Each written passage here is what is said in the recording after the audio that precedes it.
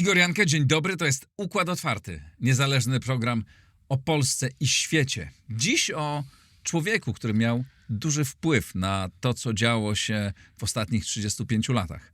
O Aleksandrze Kwaśniewskim. Tym samym rozpoczynam cykl rozmów o kilku najważniejszych postaciach, które odegrały ważną rolę w ostatnich 35 latach. Pozdrawiam wszystkich patronów. Namawiam serdecznie Państwa, którzy słuchacie regularnie Układu Otwartego, do wspierania tego programu, bo dzięki temu ten program jest niezależny, jest ponad podziałami, jest ponad polskim życiem partyjnym, ponad polską wojną. I taki na pewno pozostanie dzięki patronom. Zapraszam na rozmowę. A oto mecenasi Układu Otwartego. Oanda TMS Brokers, dom maklerski oferujący możliwość inwestycji w instrumenty z całego świata, a także analizy, które pomogą Ci zrozumieć, co dzieje się na rynkach. Kliknij link w opisie.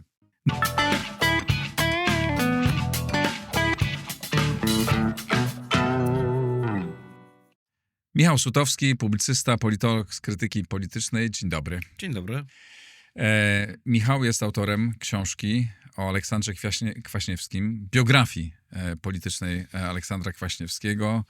To jest pierwszy tom, który obejmuje lata 54-95. Rozumiem, że będzie drugi. Tak jest. Tom jest doprowadzony do decyzji Sądu Najwyższego. Nie zdradzamy tutaj, nie jest to jakiś szczególny spoiler. Aleksander Kwaśniewski został prezydentem, a decyzja Sądu Wiesz to Najwyższego na pewno. była dość tutaj kluczowa, bo jak pamiętamy, pojawiły się w toku drugiej tury wyborów kontrowersje i dużo protestów wyborczych, w związku z czym sprawa nie była taka do końca rozstrzygnięta, ale 10 grudnia 1995 roku Sąd Najwyższy zdecydował, że kandydat Kwaśniewski zostanie prezydentem Rzeczpospolitej i na tym historia w tej książce się kończy, a zaczyna się w roku 1954, czyli wtedy, kiedy mój bohater się urodził. W Białogardzie pod Koszalinem. Czy to jest twój bohater? Twój osobisty bohater również? mojej biografii. A pytam jako lewicowca, tak? Bo czy to dla człowieka, który uważa się za lewicowca, rozumiem, że się z niego uważasz, czy Aleksander Kwaśniewski jest człowiekiem lewicy? Ja go opisuję jako okcydentalistę, czyli zwolennika, znowu to nie do końca polskie słowo, westernizacji. Tak? To jest, mam wrażenie, takie jądro jego światopoglądu. Tak? Gdyby chcieć szukać tego, co jest stałe i trwałe przez cały czas, pomimo zmiany ustrojów i warunków geopolitycznych, to ja myślę, że ta fascynacja Zachodem i to przekonanie, że Polska powinna się do Zachodu najpierw przybliżyć, upodobnić, no a potem po prostu stać jego częścią, to w ten sposób, myślę, że w tych kategoriach można światopoglądowo Aleksandra Kwaśniewskiego opisywać. Ale to w ogóle nie jest na lewicy. Tak, to nie jest lewica, prawica.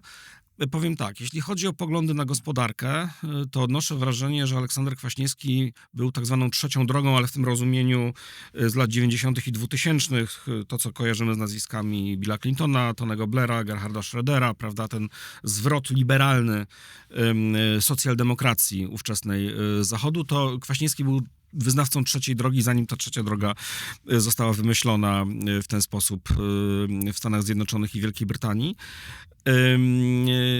A zatem on był socjaldemokratą, mam wrażenie, tak naprawdę konsekwentnym, był przez krótki czas. To jest bardzo ciekawy zresztą moment, bo w roku 92-93 Kwaśniewski jest przewodniczącym SDRP, szefem klubu SLD w ówczesnym Sejmie. To jest ten pierwszy demokratyczny Sejm wybrany, ten bardzo rozdrobniony w 91 roku wybrany. No i jest de facto liderem opozycji, tak, ówczesnej, bardzo wyrazistym, który z trybuny sejmowej dość twardo, konsekwentnie i spójnie na poziomie ekonomicznym, na poziomie też ideologicznym krytykuje ówczesne rządy solidarnościowe, przede wszystkim rząd Hanny Suchockiej. Przywołuję tutaj, są takie dłuższe nawet cytaty z tych wypowiedzi, z wystąpień sejmowych. Otóż to jest naprawdę zabawne, jak się czyta, jak Aleksander Kwaśniewski, o którym wiemy, że ma dość liberalne poglądy na gospodarkę, mówi językiem Keynesa, Tadeusza Kowalika, z polskich ekonomistów i krytykuje kogo? Krytykuje ministra finansów w rządzie Hanny Suchockiej, profesora Jerzego Osiatyńskiego, czyli lewicowca, prawda, ucznia Michała Kaleckiego, krytykuje go za, uwaga, dogmatyczny monetaryzm, prawda, czyli taki język przeciwników Leszka Balcerowicza z lat 90. I tutaj rząd jest krytykowany za to, że i większość parlamentarna, solidarnościowa za to, że za mało pieniędzy wydaje na oświatę, prawda. To jest cały socjaldemokratyczny katalog i pewne założenia, no, które są właśnie socjaldemokracji bliskie i chyba wtedy Aleksander Kwaśniewski socjaldemokratą był najbardziej w swoim, No tak, ale swojej wiesz, karierze. gdyby brać pod uwagę wystąpienia polityków, to co oni mówią w różnych okresach swojego życia, to z większości polskich polityków da się ulepić lewicowca, prawicowca, Konserwatywno-liberalnego socjalista. Tak, absolutnie. No, to jest taki zawód. Natomiast no, niespecjalnie nam się kojarzy Aleksander Kwaśniewski z wrażliwością na los biednego No nie, no to człowieka, nie? znaczy, no tak, jeśli weźmiemy te, tak jak mówię, te pierwsze lata 90., pierwszą połowę lat 90., czyli ten moment, kiedy Kwaśniewski wchodzi do polityki w III Rzeczpospolitej wraz z jej początkiem, no to jego formacja, on rzeczywiście reprezentuje to bardziej liberalne skrzydło swojej formacji. Tam są też etatyści, no tacy jest nawet, zdarza się paru posłów o takich stricte socjalistycznych poglądach, chociaż jest to mniejszość. No natomiast to jest formacja, która, mówię o SDRP i Koalicji Wyborczej SLD, która w 1991 roku powstała na wybory. To jest formacja, która posługuje się po prostu socjaldemokratycznym językiem. Delikatnie, ale podkreślam, delikatnie populistycznym. To nie ma nic wspólnego z... Językiem oczywiście, ale jednocześnie ludzie związani z socjaldemokracją robią rozliczne A nie, interesy. chwileczkę. To znaczy, że tak, przede wszystkim powiedzmy tak, jeśli chodzi o głosowanie, bo to, dobra, wypowiedzi to jedno, a druga rzecz to głosowanie w Sejmie, prawda? No, mamy konkretną A ustawę. trzecia rzecz konkretne to rozwiązania. działania w realnym świecie. No nie, ale, no przepraszam, głosowanie ustaw to jest realny świat. No to jest stanowienie prawa i mało tego, tutaj SLD, no bywało języczkiem uwagi, bo jak już powiedziałem, ten parlament w latach 91-93 był rozdrobniony, te rządy miały, zwłaszcza rząd Suchockiej, no była tam horrendalnie rozbudowana koalicja wielopartyjna, więc ona miała często problemy z uzyskaniem większości dla rozmaitych rozwiązań i tu, no właśnie ciekawostka, no chyba najgłośniejszy projekt gospodarczy tamtych czasów to są Narodowe Fundusze Inwestycyjne, program powszechnej prywatyzacji, tutaj, którego liderem, animatorem był wtedy minister Janusz Lewandowski, no i wtedy koalicji solidarnościowej, opartej między innymi na związkach zawodowych, brakowało większości. Co się okazało? Otóż w SLD też było bardzo wielu posłów, którzy byli przeciwni prywatyzowaniu majątku państwowego. No niemniej znalazło się kilku, wśród nich był Aleksander Kwaśniewski, Wiesław Kaczmarek, zdaje się Marek Borowski, którzy jednakowoż mieli inne zdanie, to znaczy byli zwolennikami, no chcieli się wpisać tak naprawdę w ten główny nurt reform liberalnych po 1989 roku. No i tak się złożyło, że tych kilku, bo to była mniejszość klubu SLD, wystarczyło do tego, żeby te ustawy przeszły. To nie jest takie zaskakujące, patrząc na aktywność tych osób. Zwłaszcza te, które wymieniliśmy. Zwłaszcza późniejszą, tak. Również biznesową. No. Dodajmy, To nie jest niczym złym. Dodajmy, że Aleksander Kwaśniewski był inaczej niż duża część jego kolegów partyjnych. Był zwolennikiem planu Balcerowicza, tyle, że nie głosował w jego sprawie, ponieważ, jak wiemy, w wyborach 4 czerwca 1989 roku, choć uzyskał najlepszy, jak mówi, 101 wynik w kraju, najlepszy spośród członków PZPR, to jednakowoż nie dostał się do Senatu, w związku z czym nawet nie mógł zagłosować za lub przeciw. Niemniej, jak powiedział mi wieloletni przyjaciel Aleksandra Kwaśniewskiego jeszcze z czasów studenckich, a potem bardzo ważna postać polskiej transformacji, bo między innymi ambasador Rzeczpospolitej w Waszyngtonie w latach 95-2001 bodajże Jerzy Koźmiński, a w czasie rządu mazowieckiego no jeden z fundamentów drużyny Balcerowicza. No, tutaj pamiętam ten cytat: do planu Balcerowicza Olka nie trzeba było przekonywać. No a jednocześnie no to jest jakoś tam zabawny paradoks tych pierwszych lat 90. Formacja Aleksandra Kwaśniewskiego bardzo skorzystała na skutkach ubocznych, społecznych i w konsekwencji politycznych planu Balcerowicza, gdyż formacja ta stała się jednoznacznie krytyczna, co prawda ułagodziła tę krytykę z czasem. Już w roku 93 byli trochę delikatniejsi w przekazie niż na przykład w roku 91. Tam było najpierw hasło "tak dalej być nie może", potem już było tak bardziej pojednawczo "tak dalej być nie musi". Ale tak, Kwaśniewski był zdecydowanie zwolennikiem reform rynkowych. Jednocześnie jego formacja, mówię o szerze, nie mówię o partii, tak? Tylko to środowisko, bardzo korzystało z reform rynkowych, mówiąc delikatnie. Tak, chociaż mam wrażenie, że to można powiedzieć o dużej części sceny politycznej ówczesnej Polski. No tak, ale jak się spojrzy na nazwiska najbogatszych ludzi, pierwszą setkę najbogatszych ludzi z tamtych czasów, to zawsze latach byli ludzie jakoś powiązani z poprzednim systemem. Nawet nie jest powiązanym systemem, to tak, bo politycznie to już niekoniecznie, szczególnie pamiętajmy w latach 90, 91, 2, 3, panował jednak polityczny ostracyzm wobec formacji postkomunistycznej. Posłowie wychodzili, jak któryś z posłów przemawiał, zdarzało się tak, Leszek Miller zdaje się doświadczył biznesy rosły. Czegoś takiego. Biznesy rosły, tak, tylko tak jak mówię, mam wrażenie, że był to raczej przekrój sceny politycznej.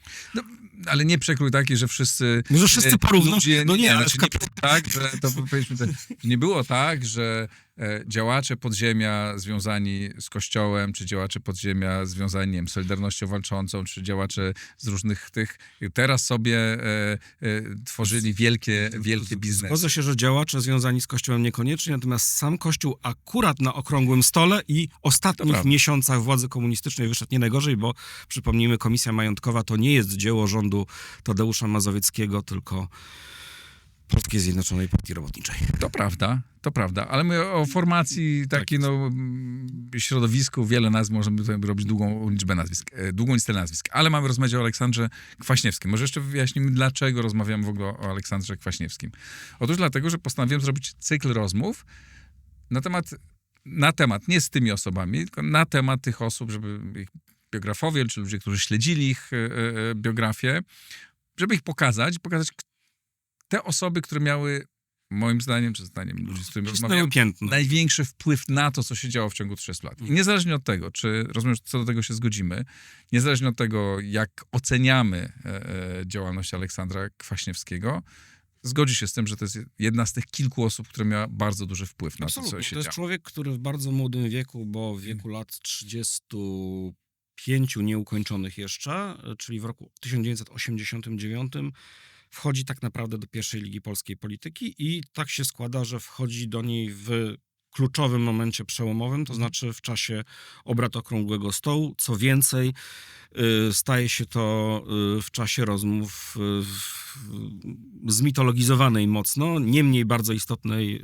Magdalence. Zmitologizowanej, ale jakby są silne podstawy do tego. No nie, że to jest ważne, że to jest przełomowy moment, że to jest kluczowe miejsce dla tego, jak przebiegały zmiany w roku 89, to niewątpliwie, natomiast mitologia dotyczy, powiedziałbym, całego jakiegoś takiego wielkiego układu, spisku. Nie, to nie był spisek i układ, ale narodziła się pewna więź, czy pewna relacja między ludźmi, która potem ta więź się pogłębiała. Tak, chociaż ja jestem zdania, że ważniejsze w Magdalence i w rozmowach Okrągłego Stołu jest to, że tam się zbudowała pewna dynamika wydarzeń, która wymknęła się spod kontroli wszystkim stronom, żeby było jasne. Przede wszystkim i właśnie ta decyzja i ten pomysł rzucony, bo to może powiedzmy, to jest moment, to jest początek marca 1989 roku. Aleksander Kwaśniewski jako jeden ale nie pierwszy, nie drugi, raczej piąty, szósty człowiek w delegacji rządowej, czy z delegacji strony rządowej w Magdalence w czasie impasu rozmów między władzami a Solidarnością. Impas dotyczy kwestii wyborów, ich kształtu wyborów do parlamentu i ich powiązania z nową instytucją, która ma zostać powołana do życia, czyli instytucją prezydenta. No, tutaj strony wyraźnie nie mogą się dogadać, jaki kompromis, kto w jakim zakresie ma ustąpić, no i w pewnym momencie młody działacz, minister rządu Rakowskiego, Kwaśniewski, wychodzi przed szereg bo ja jestem bardzo mocno zdania, że to nie było konsultowane z górą, to znaczy z generałem Jaruzelskim i z pozostałymi, tymi, którzy byli wyżej w hierarchii wtedy. No, rzuca w negocjacjach taki oto pomysł, no dobrze, to a co byście powiedzieli, to w stronę Lecha Wałęsy, Tadeusza Mazowieckiego, Bronisława Geremka na wolne wybory do Senatu w zamian za tę prezydenturę dla... To nie jest wypowiedziane wprost, ale chodzi o generała Jaruzelskiego oczywiście, że to będzie ten mocny prezydent. Ale co w zamian? Solidarność już wie, znaczy elita Solidarności wie, że będzie się musiała zgodzić na prezydenta Jaruzelskiego, ale pytanie za co? No i Kwaśniewski idzie dalej niż jego koledzy, mówi zróbmy całkowicie wolne wybory do Senatu. I teraz dlaczego to jest takie ważne?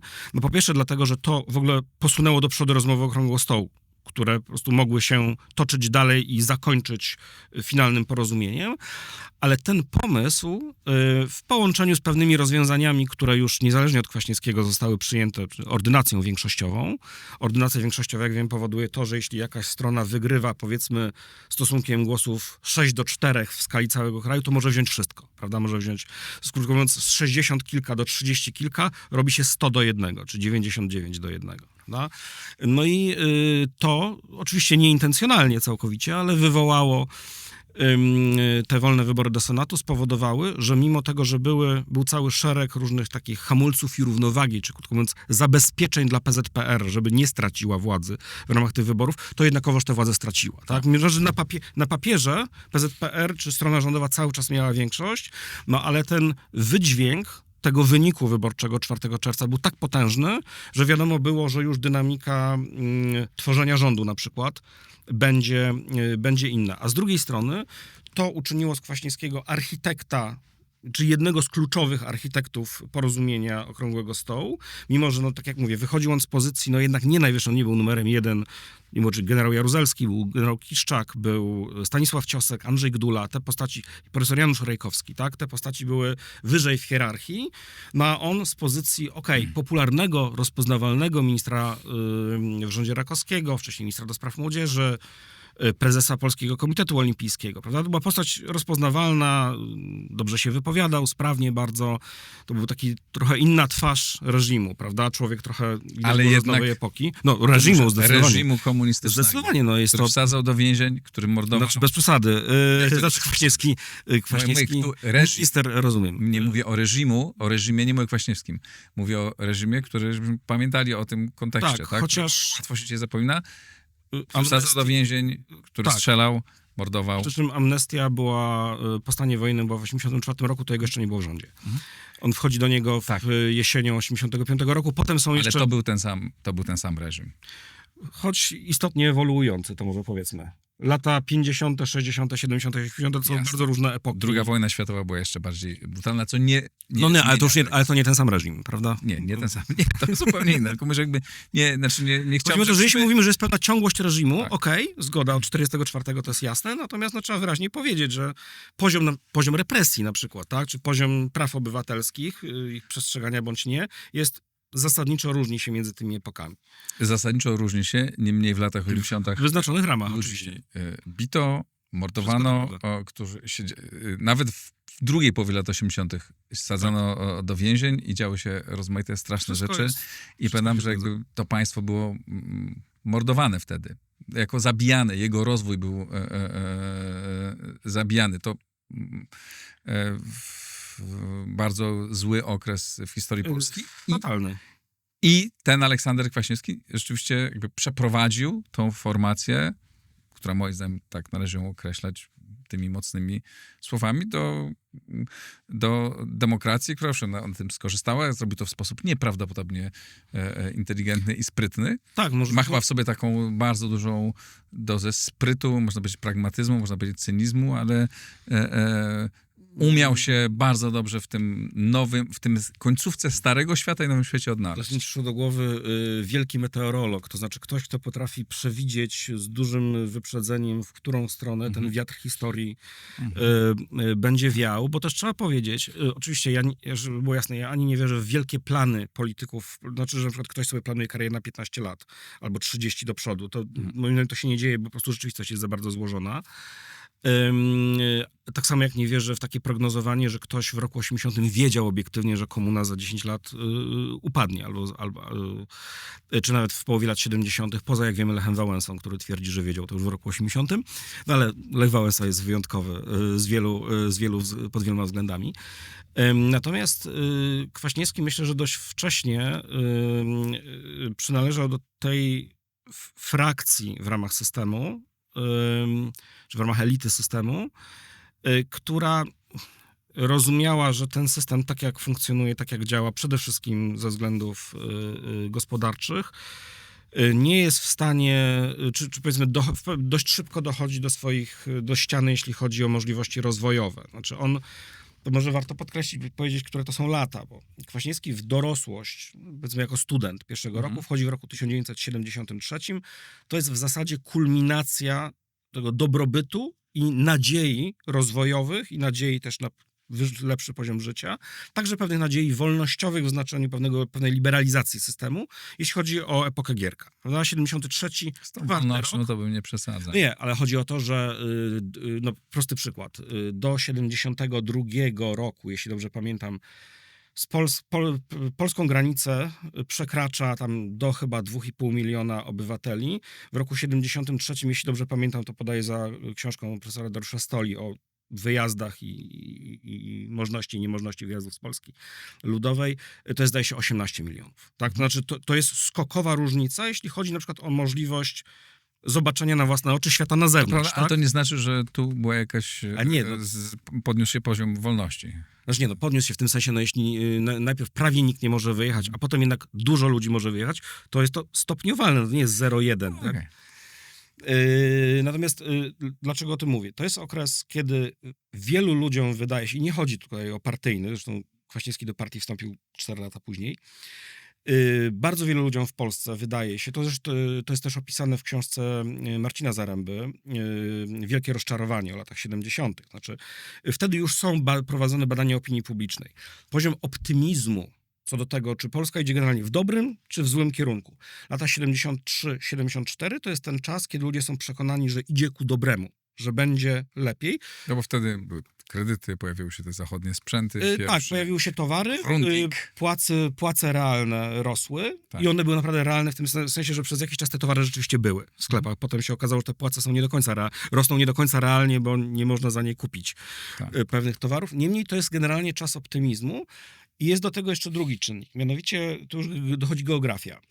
Otóż Kwaśniewski, pochodzący z Białogardu, jedzie na studia na Uniwersytet Gdański, na Wydział Ekonomiki Transportu, jest na kierunku handel zagraniczny. Trójmiasto z różnych względów jest bardziej liberalne i bardziej otwarte. Jest bardziej liberalne po pierwsze z powodów takich czysto, nazwijmy to, takiej bazy ekonomicznej. To jest miasto portowe, tam jest dużo marynarzy, więcej towarów. Nawet bibułę można, czyli prasę imigracyjną, na przykład, można stosunkowo łatwo kupić. Ktoś tam zawsze to gdzieś przywiezie. No ale jest jeszcze drugi czynnik, czyli specyfika partii, w tym akurat województwie, dlatego że komitety wojewódzkie, środowiska, które je tworzyły, w Polsce różniły się jednak dość zasadniczo. Znaczy wiadomo było, że Katowice to jest jednak dość poważny beton. Z Warszawą to było różnie. Gdańsk był traktowany jako stosunkowo liberalny w latach 70. Tutaj najważniejszą figurą z tamtego czasu jest Tadeusz Fiszbach, od 75 roku sekretarz Komitetu Wojewódzkiego, który najmocniej się chyba zaznaczył w roku 80 jako ten, który zdecydował się na rozmowy, a nie interwencję zbrojną, tak? To na pewno to najbardziej liberalna część aparatu. No tak, można tak powiedzieć, że tak. I w tym sensie Kwaśniewski ma kontakt, jeśli ma kontakt z aparatem, to z dość specyficznym aparatem, znaczy nietypowym, czy mało reprezentatywnym dla reszty Polski. No i co jest trzeci czynnik?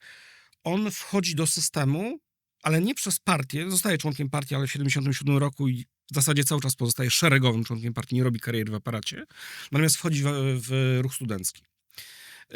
I ten ruch studencki, on ma dość ciekawe dwie cechy. Znaczy jedna się bardzo dobrze wpisuje w ten czas Gierka, to znaczy bycie w ruchu studenckim bardzo ułatwia wyjazdy za granicę. Ale jest jeszcze druga rzecz, mianowicie to jest takie miejsce, które według mnie ukształtowało Kwaśniewskiego politycznie na kolejne dziesięciolecia, także na użytek III Rzeczpospolitej. Dlaczego? Dlatego, że w odróżnieniu od PZPR, a także w odróżnieniu od ZSMP, czyli Związku Socjalistycznej Młodzieży Polskiej, czyli tej niestudenckiej organizacji młodzieżowej w PRL, SZSP było oczywiście ruchem wewnątrzsystemowym, lojalnym wobec partii i państwa, ale jego struktury były stosunkowo demokratyczne. Co to znaczy? Na przykład, żeby awansować w ruchu studenckim, tym oficjalnym, trzeba było zostać wybranym przez kolegów. To znaczy i koleżanki. Nie było się przywożonym czy przynoszonym w teczce na przykład przez sekretarza partyjnego. Raczej nie można było zostać wybranym wbrew partii, ale nie było tak, że to sekretarz lokalny czy wojewódzki sekretarz partyjny mówił, kto tu ma zostać wybrany, nie wiem, do wyższego, wyżej. Dlaczego to ma znaczenie? Czyli to była taka oaza, może za dużo powiedziane, Enklawa. ale enklawa wewnętrznej demokracji, ale w ramach systemu. Oczywiście, w Znaczy ramach nie mógł tam systemu. ktoś przyjść, kto przyszedł i powiedział, że... Mają być wolne wybory, mają być wolne związki zawodowe, a w ogóle to wypiszmy się z tego Układu Warszawskiego. No nie wchodziło to w grę. Zresztą nawet dużo mniej wchodziło w grę, bo może powiedzmy, Aleksander Kwaśniewski miał jeden epizod, nie chcę być antysystemowy, ale powiedzmy pewnej próby transgresji w ramach systemu. Otóż on, będąc jeszcze na pierwszym roku studiów, razem z kolegami, którzy potem poszli do opozycji demokratycznej, do Ruchu Młodej Polski między innymi,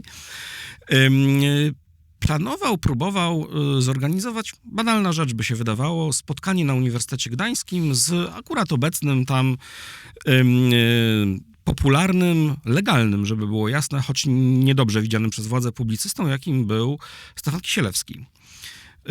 Okazało się jednakowoż, że to jest za dużo dla uczelni.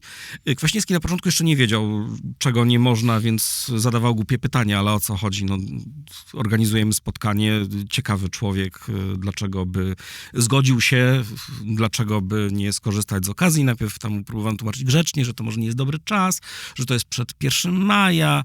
No to on powiedział, to może zrobimy po 1 maja, a okazało się, że po 1 maja też niedobrze. No i najkrócej mówiąc, okazało się, że i władze studenckie, on wtedy jeszcze nie robił żadnej kariery, no był po prostu pierwszoroczniakiem, i władze partyjne na uczelni ucięły temat bardzo szybko. Kwaśniewski został chyba wtedy wyrzucony z jedynej organizacji w swoim życiu, to było Stowarzyszenie Przyjaciół ONZ, taka legalna, oficjalna organizacja, ale powiedzmy, która spotykała ze sobą ludzi, no powiedzmy z wnętrza systemu i takich troszeczkę obok. Ale też powiedzmy, że Stefan Kisielewski nie był, nie wiem, działaczem opozycji radykalnym, tak? Nie, natomiast był publicystą, pisał w Tygodniku Powszechnym, natomiast był zdecydowanie legalnym Tygodniku Powszechnym. Legalnym, to ja zresztą powiedziałem, natomiast był już źle widziany przez władzę, przyjmijmy, to jest człowiek, który w 1968 roku, jeszcze przed kampanią marcową, użył tego sformułowania o dyktaturze ciemniaków, Tak. za co dostał łomot na ulicy od nieznanych sprawców, czyli w domyśle od Służby Bezpieczeństwa. No krótko mówiąc, był postacią kontrowersyjną i okazało się, że ta postać kontrowersyjna to już jest za dużo, prawda? No tak, i wtedy, dlaczego... Rozumiem, że to bohaterska próba Nie, zaproszenia ja właśnie nie mówię, że Kisielewskiego. ja nie mówię, że ona jest bohaterska. Ja mówię o tym, że Kwaśniewski bardzo wcześnie, czyli właśnie na tym pierwszym roku, ja użyłem w książce takiego sformułowania, że on najwyraźniej uznał, że nie będzie kopał się z koniem. A koledzy uznali inaczej. Tam był między innymi, tam byli bracia Halowie, tam Jerzy i Aleksander, tam był Wojciech Samoliński w tej grupie. No oni, jak wiemy, poszli w innym kierunku, bo do Ruchu Młodej Polski. To bardzo ciekawe. Ja muszę też, może powinienem jakby też być uczciwy wobec państwa i wobec bohatera i wobec ciebie. Znaczy, ty to wiesz, bohater chyba też wie, że ja właśnie od dziecka byłem antykomunistą. Nie? Jak miałem lat kilkanaście, dorwałem Czerwoną Gwiazdę i powiedzmy Kwaśniewski nie był moim jakby wtedy wrogiem, no bo nie wiedziałem o Malowałeś istnieniu. Czerwoną Gwiazdę? Nie, darłem w darłeś, szkole. Czerwoną Gwiazdę w szkole, tam chyba w pierwszej klasie liceum. Czy to była końcówka podstawówki, już nie pamiętam. Nie, chyba pierwsza klasa liceum. Ale przyznasz, że Łagier też za to nie groził. Jak już sobie robimy jaja z bohaterstwa, zapraszania... Co, wtedy, oczywiście, Mówimy o latach- ale ja tego nie To są robiłem późne na lata miasteczku, 70. ja to Późne lata robiłem- 70, tak? Nie, to były, nie, a taki stary nie jestem, to były lata 80. No wtedy tam w 83-4 roku, no tam różne rzeczy się działy, tak? Żadnego bohaterstwa z siebie nie robię, broń Boże, tylko jakby moje przekonania były bardzo, i tak zostałem uformowany przez moich rodziców, były bardzo jednoznaczne, tak? Ja nie miałem, i dla mnie, no Jaruzelski był oczywiście, ja nigdy nie wpowiem nawet tego tytułu, którego ty wymieniasz, bo dla mnie to zdrajca Polski, Jaruzelski, odpowiadający za bardzo złe rzeczy w Polsce. Kwaśniewski oczywiście był, jakby później przyszedł, tak, nie ma tego na rękach, co Co zabawne, a Jaruzelski. propos uformowania, przepraszam, przez rodziców, bo... Ale tylko chcę dokończyć, ale doceniam jego rolę, tak? Znaczy, będąc przez długi czas jakby mocno mentalnie po drugiej stronie, patrząc na jego całą biografię, zwłaszcza końcówkę tego, jak był prezydentem i w pewnych sprawach na pewno odegrał bardzo ważną rolę, a dzisiaj w ogóle głosi ciekawe rzeczy, jest ciekawym myślicielem politycznym, zwłaszcza w sprawach międzynarodowych, więc ja go doceniam, tak? Znaczy dalej nie zmieniając oceny tego wszystkiego, co było wcześniej. Czuję się, jakby było jasne, z jakiej pozycji rozmawiam, ale nie też po to, żeby nie moją rolą jest tu w tej rozmowie ocena, tak? Dlaczego nawiązałem do tego uformowania przez rodziców? Bo to jest też bardzo ciekawa historia. Ja tam w pierwszym rozdziale piszę o jego domu rodzinnym w Białogardzie. To jest o tyle historia nieoczywista, że ona coś mówi o PRL-u, co moim zdaniem jest trochę wbrew stereotypowi. To znaczy, to była rodzina tak naprawdę mieszczańska. Ojciec był lekarzem, matka pielęgniarką, lekarz, zwłaszcza w mieście prowincjonalnym, ale nie tylko. Generalnie lekarz w każdym ustroju to jest dość elitarny zawód i to jest... Dzięki temu jest się rodzina lekarza, to jest elita lokalnej społeczności bardzo często. I tam to była rodzina niepartyjna. Zdaje się, że jedyny związek rodzinny z jakąkolwiek partią to był PSL, ale w bardzo wczesnych latach 40., w latach młodości ojca, krótki epizod. Potem on się trzymał od partii z daleka. I zdaje się, że wolałby, żeby syn również się trzymał od partii z daleka.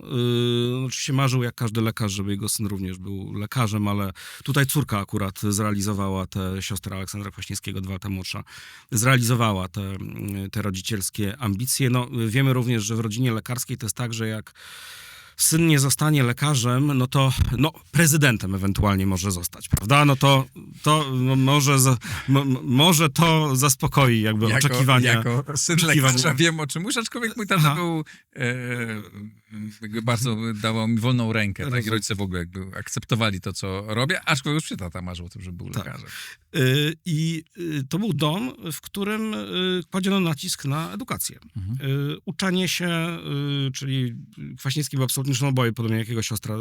Złote dzieci szkoły PRL, która to szkoła była dość merytokratyczna, trzeba powiedzieć. Nie mówię o latach 40-50, tak? Ale to jest generalnie szkoła, dość schierarchizowana, w której takie inteligenckie kapitał kulturowy jest bardzo ważny, tak? I bardzo pozwala piąć się w górę.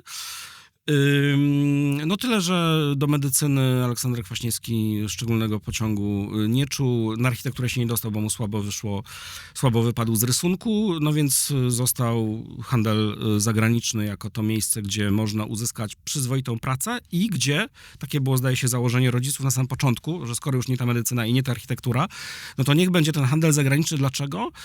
Dlatego, że gdzieś padało takie sformułowanie, że no przecież Gierek potrzebuje fachowców, tak? Chodziło o to, że po takim kierunku, nawet nie będąc w partii, będzie można robić przyzwoitą karierę zawodową. Co ciekawe, potwierdza wtedy to... powstało wiele, z tego SGPiS-u wyszło wiele przyszłych kapitałów. Warszawska uczelnia, no ale tak, z Gdańskiej również. I tu ciekawe, to potwierdza skądinąd związany później z opozycją Janusz Lewandowski, który był kilka lat starszym pracownikiem naukowym na Uniwersytecie Gdańskim, na tym samym wydziale, że faktycznie w latach 70. te szanse kariery zawodowej w handlu zagranicznym, w polskich liniach oceanicznych na przykład, no były po prostu otwarte także dla ludzi bez legitymacji partyjnej, po prostu tam trzeba było mieć pewne kompetencje. Ale często z układami, bo to było kluczowo ważne. To były też I na pewno nie można było być w jakikolwiek sposób związanym z opozycją albo wygłaszać nieprawomyślne poglądy. No, chociaż akurat Janusz Lewandowski to chyba dość wcześnie był związany on funkcjonował na uczelni. Wielu ludzi... Ale mówię o takiej karierze w firmach, tych instytucjach i tak dalej. No, od pewnego momentu tak, no, kontakt z zagranicą wymagał bycia zaufanym, tak?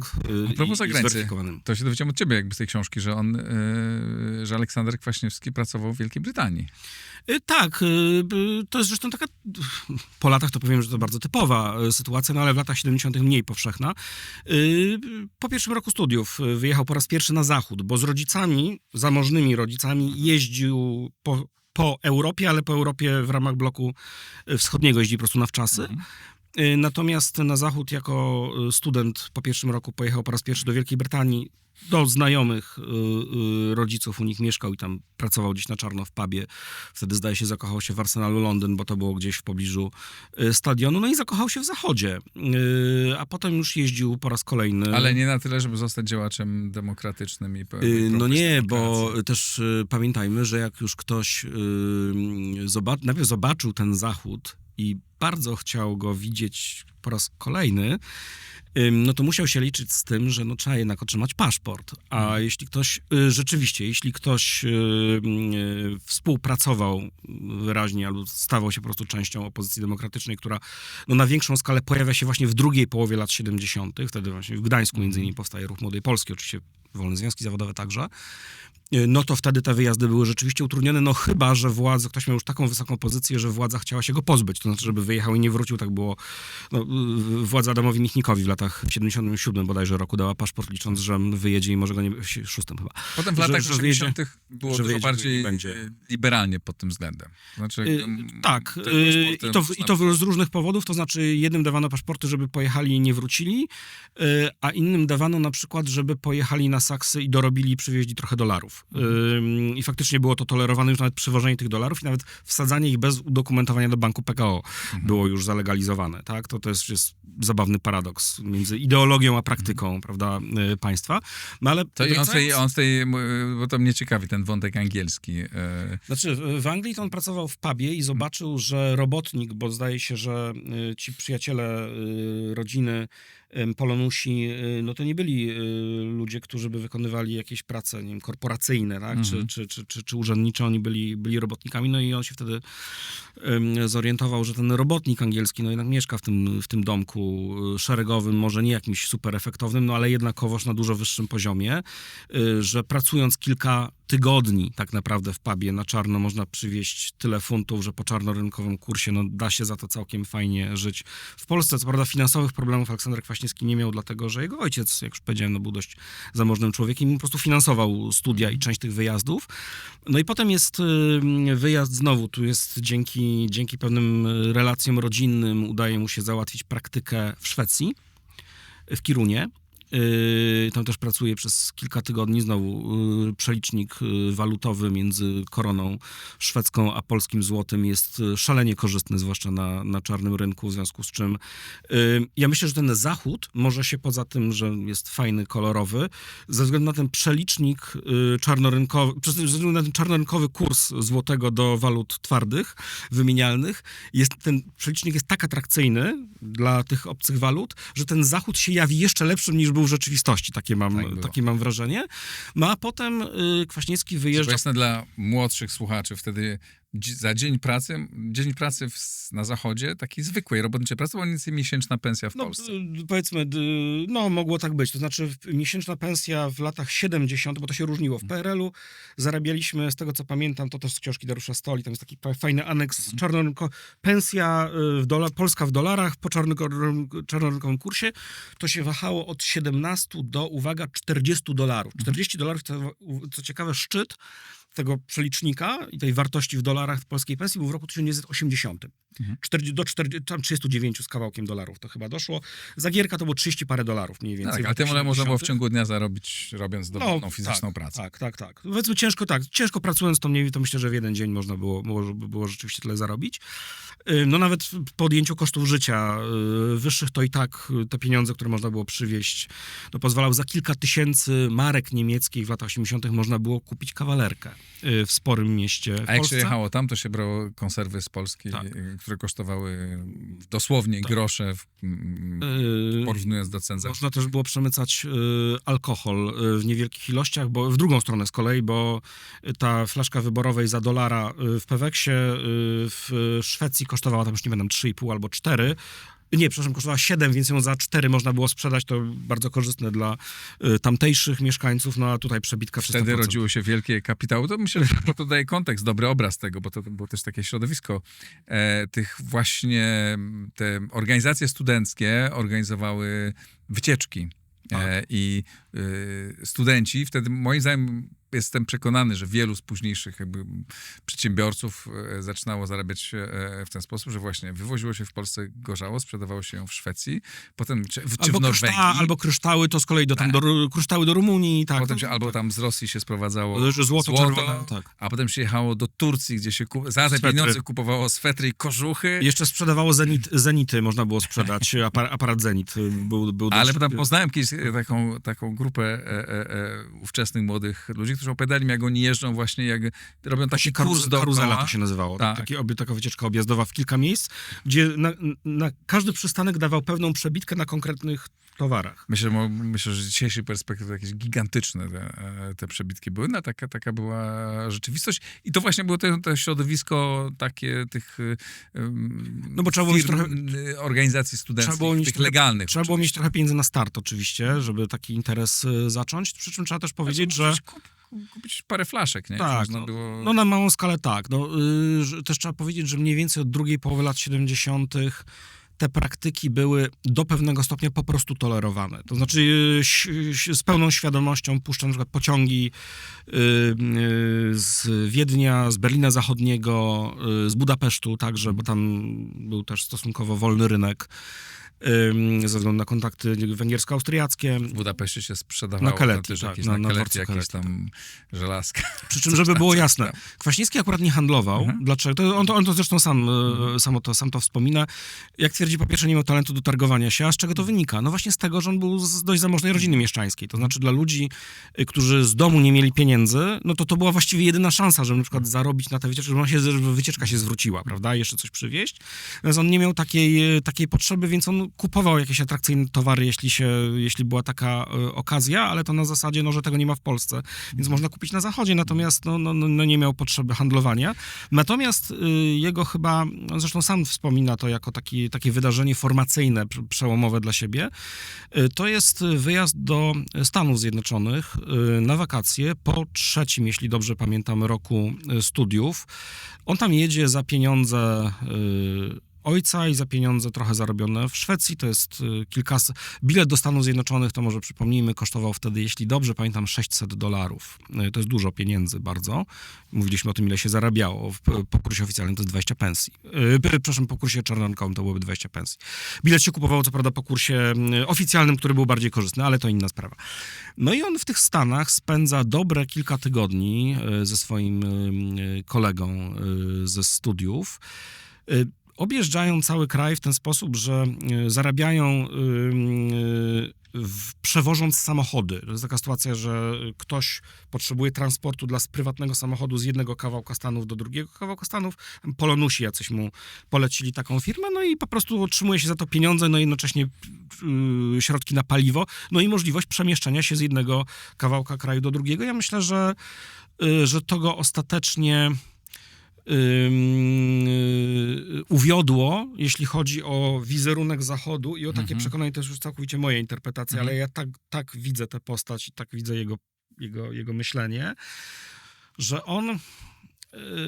Aleksander Kwaśniewski jakby całe życie aspirując, od samego początku aspirując do życia komfortowego, takiego, no właśnie, na poziomie też materialnym, odpowiednio wysokim, z dużym zakresem wolności osobistej, na tyle, na ile to jest możliwe w ramach systemu, musiał w tej połowie lat 70., oglądając tę Anglię, oglądając też Szwecję, prawda, to mówimy o krajach, o najbogatszych krajach kapitalistycznych, w fazie swojego rozkwitu w zasadzie największego. A potem Stany. A potem Stany. On musiał zrozumieć, że żeby on mógł żyć tak dobrze, jakby chciał, to Polska musi być gdzie indziej niż jest. Prawda? Że musi być To jak w komunie najbliżej. się nie da. Tak, no znaczy w pierwszych latach Zagierka wydawało się, jak się mieszkało na Wybrzeżu, myślę, że nie tylko jemu, naprawdę nie tylko członkom partii, wydawało się, że może nie będzie dokładnie tak jak na Zachodzie, ale pamiętajmy, że też ta władza puszczała oko trochę do społeczeństwa, że puszczała tego porucznika Borewicza, prawda, który miał pokazać, że to no może jeszcze tak nie do końca, ale już tak prawie tak zmierzamy gdzieś tam w tym kierunku. Co prawda w latach 80. porucznik Borewicz zrobił się bardzo sarkastyczny a propos na przykład systemu gospodarczego panującego w Polsce. Tam są różne żarty z Peweksów i z tego, że prywaciarze muszą nielegalnie majtki sprzedawać, bo ich przemysł krajowy nie dostarcza. No niemniej bardzo wielu ludziom, myślę, wydawało się w latach, na początku zwłaszcza lat 70., że no Polska może się w ramach tego systemu przybliżyć, no a od drugiej połowy lat 70., kiedy zaczęły się kartki na cukier i na inne towary pierwszej potrzeby, no to Polacy coraz częściej dochodzili do wniosku, że to jednak możliwe nie jest. No, ale potem, no dobra, on ma takie, bo to rozumiem, mówimy o latach 70. Tak, ciągle. tak. Jest gdzieś ten Zachód go uwiódł? Tak. Zobaczył, był wolności, zobaczył też, że jest wolność słowa. Tak, że są partie polityczne, są gazety. On oglądał w Stanach Zjednoczonych, początki kampanii wyborczej Jimmy'ego Cartera przeciw Geraldowi Fordowi. No. I potem wrócił. W Polsce wybuchła Solidarność. Przyjechał Jan Paweł II, wybuchła wielki ruch społeczny, wolnościowy. No i tam go nie było. Był po drugiej stronie. Nie było. Był wtedy, dokładnie rzecz biorąc, był w ruchu studenckim. Już wtedy w centrali, jak był 80 rok, to już był w centrali, czyli w Warszawie od końca 79 roku tak naprawdę. Przeniósł się z Gdańska, wtedy już z żoną Jolantą, którą poślubił pod koniec 79 roku. Przenieśli się koleżanką ze studiów z Wydziału Prawa. Oni się przenieśli do Warszawy. Był wtedy w Wydziale Kultury Zarządu Głównego SZSP, czyli zajmował się, no właśnie, kulturą studencką. To jest bardzo ciekawy moment, bo kultura studencka, to może warto przypomnieć, w latach 70. zwłaszcza, ona była w dużej mierze, zwłaszcza teatry studenckie, ale też kluby studenckie, no była zarządzana właśnie przez SZSP. Z drugiej strony, no w tych teatrach studenckich, no druga połowa, końcówka lat 70., no to już jest czas no, bardzo wyraźnego przesunięcia takiego krytycznego wobec systemu. No bardzo wiele z tych przedsięwzięć jest po prostu jawnie antysocjalistycznych, jak wtedy to określano, no, na czele z Teatrem Ósmego Dnia chociażby, który też się pojawia jako ciekawy bardzo epizod i współpraca, to odsyłam do książki, bo to jest, myślę, ciekawa opowieść z jednej strony ustami Ewy Wójciak, szefowej, ówczesnej szefowej ósemek, z drugiej strony profesor Małgorzata Szpakowska, też zaangażowana w teatr studencki, bardzo, bardzo ciekawe rzeczy. I w opozycja. I nieoczywiste, tak. Szpakowska. I bardzo bardzo ciekawe i nieoczywiste rzeczy o tym SZSP i Aleksandrze Kwaśniewskim opowiadają. To ciekawe. I rzeczywiście, kiedy wybucha Solidarność, tak to należy określić, no oczywiście on ma wtedy te kontakty jeszcze w Gdańsku, no tam jest Fiszbach cały czas ten jego, no, może być starszy kolega, ale Kwaśniewski jest, on jest w ruchu studenckim. Ja myślę, że on cały czas się tak identyfikował z systemem i chyba też nie wierzył w możliwość radykalnej zmiany, takiej jakiej Solidarność, jej działacze, jej członkowie i masy ludzi ją popierających oczekiwały i się domagały. No nie wierzył ze względów, mówiąc w wielkim skrócie, geopolitycznych, tak? Znaczy ze względu na to, że no, Polska była krajem, tu możemy się spierać, czy niesuwerennym, czy o bardzo ograniczonej suwerenności. Uważam, że to jest stopniowalne, a nie zero-jedynkowe, no ale nieważne. No krótko mówiąc, nie można było w Polsce przeprowadzić wolnych wyborów w roku 1980 na przykład, albo 81, no czego dowiodły wydarzenia jesieni jeszcze późnej 81 roku. Wtedy Kwaśniewski był już mianowanym redaktorem naczelnym studenckiego tygodnika ITD. To też jest ciekawy fenomen, to pismo, bo ono zarządzane poprzednikiem Kwaśniewskiego na tym stanowisku był Zdzisław Pietrasik, później przez wiele lat znany krytyk filmowy tygodnika Polityka. No i Zdzisław Pietrasik, najkrócej mówiąc, wyleciał za niesterowność. Bo tygodnik ITD, mimo że był formalnie, dlatego też Kwaśniewski tam tak łatwo trafił, był organem Socjalistycznego Związku Studentów Polskich, no okazało się, że ITD nie reprezentuje linii SZSP, bo na przykład bardzo duża część jego redaktorek i redaktorów, na przykład Lidia Ostałowska, słynna później reporterka, no bardzo sympatyzowała i z opozycją, i z Solidarnością, i co najgorsze z tego wszystkiego z NZS-em, czyli z organizacją konkurencyjną, to mało powiedzieć, konkurencyjną wobec SZSP. No i latem 81 już roku Pietrasik zostaje pozbawiony funkcji. To prawda w dość kulturalny sposób, bo zaproponowano mu pracę w innym, poważnym piśmie, a nie wilczy bilet. To jest oczywiście z dowcipu o Leninie, że mógł zabić, prawda? No ale w warunkach roku 81 roku został on potraktowany, myślę, w dość cywilizowany sposób, jak na ówczesne standardy. Absolutnie. No i Kwaśniewski zostaje potraktowany przez redakcję, ja to tak interpretuję, jako najmniejsze zło. O tak, to znaczy, bo oni woleliby oczywiście redaktora ze swojego grona, prawda? Tak jak było z Pietrasikiem. Ale został wsadzony przez aparat. Tak, no konkretnie przez ZZSP za zgodą aparatu, bo to było tak, że to jest prawdopodobnie pismo, to było największe pismo, w którym partia oczywiście musiała się zgodzić, ale ktoś poniżej partii miał jeszcze coś do powiedzenia, w tym wypadku ruch studencki, kto to ma być. No tak, ale była to część aparatu kontrolowana w pełni. Oczywiście. Tylko że Kwaśniewski został redaktorem naczelnym pod koniec listopada 81 roku, no a cykl wydawniczy w tamtym czasie, to był tygodnik, no cykl wydawniczy był taki, że jeśli on przyszedł w końcu listopada, no to oczywiste, że redagować to on sam mógł numer świąteczny co najwyżej. No i go nie zredagował, bo te święta były bardzo specyficzne, ponieważ ostatni numer, bardzo zresztą ciekawy, zawierający na przykład zapisy rozmów milicji i służb z grudnia 70 roku, a także materiał, a może nawet wywiad z księdzem Henrykiem Jankowskim, takie to cuda były. Ten numer został przemielony i nawet nie ze względu na antysystemowe treści, no tylko, że po prostu dlatego, że wszystko z tego poza Trybuną Ludu i Żołnierzem Wolności mielono. No i Kwaśniewski został redaktorem naczelnym pisma najpierw w zawieszeniu, potem nawet likwidowanego, jak się okazało, bo zawieszone były wszystkie. Ale wychodziło potem. No tak, no właśnie. Ono zostało najpierw zawieszone, potem miało być zlikwidowane. No i tutaj jest taka historia, którą sam często opowiada, jak to z dwoma kolegami z ruchu studenckiego udali się do bardzo wówczas wpływowego reprezentanta betonu partyjnego, jednocześnie odpowiedzialnego za m.in. za odcinek propagandy i prasy, czyli Stefana Olszowskiego.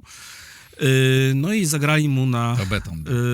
To był zdecydowanie beton, no i zagrali mu na sentymencie, podkreślając najpierw, że no pismo może i antysocjalistyczne, ale za to antyklerykalne, a jednocześnie, bo tam była linia taka liberalna, mocno świecka zawsze.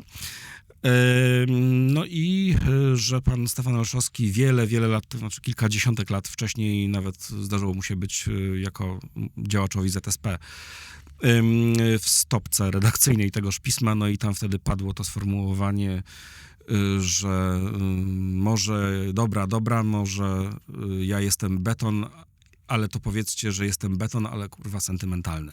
No jeszcze się seplenił, zdaje się, więc to tam... To był który rok? 1981, wiosna.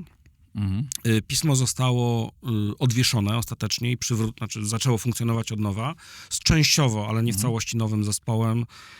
Jeśli dobrze pamiętam, 31 maja 1982 roku Aleksander Kwaśniewski zebrał bardzo dobry zespół, sam pisał niewiele, pisał wstępniaki tylko i te wstępniaki to były dość typowe, tak to się chyba dostawy obowiązkowe nazywało, to znaczy, że pismo, które ma długi cykl, jest tygodnikiem, ma długi cykl wydawniczy, w zasadzie nie bardzo musi komentować bieżące wydarzenia polityczne. To bardzo pomagało nie pisać świństw różnych. Tam była taka rubryka, w której relacjonowano polityczne wydarzenia, to oni najczęściej przepisywali z papu depesze, albo jeszcze robili takie numery, że przepisywali z papu relacje z prasy zagranicznej o czymś. Tak? No, że krótko mówiąc, żeby jak najbardziej naokoło komentować to, co się dzieje. No i we wstępniakach Aleksandra Kwaśniewskiego musiała być zawarta jakaś tam linia polityczna. To są rzeczy czasem niekontrowersyjne, czasem gorzej, bo tak, w tych wstępniakach jest również jasne, twarde, jednoznaczne poparcie dla stanu wojennego jako wydarzenia. Przypomnijmy, że wtedy wielu dziennikarzy, czy wielu ludzi straciło walczących wolne słowo, nie tylko straciło robotę, ale siedziło w więzieniach. Znaczy dziennikarze to w internowaniu raczej. To nie do końca, to jest nie do końca to samo. Walczące wolne słowo, dziennikarz to jest, wielu ludzi drukowało wówczas w podziemiu No tak, między innymi gazety. Było też wśród nich kilku redaktorów wcześniejszego ITD. Niektórzy wyjechali, jak Maciej Rybiński na przykład, na emigrację, Tak. bo on wcześniej pisał. No był to czas, ITD.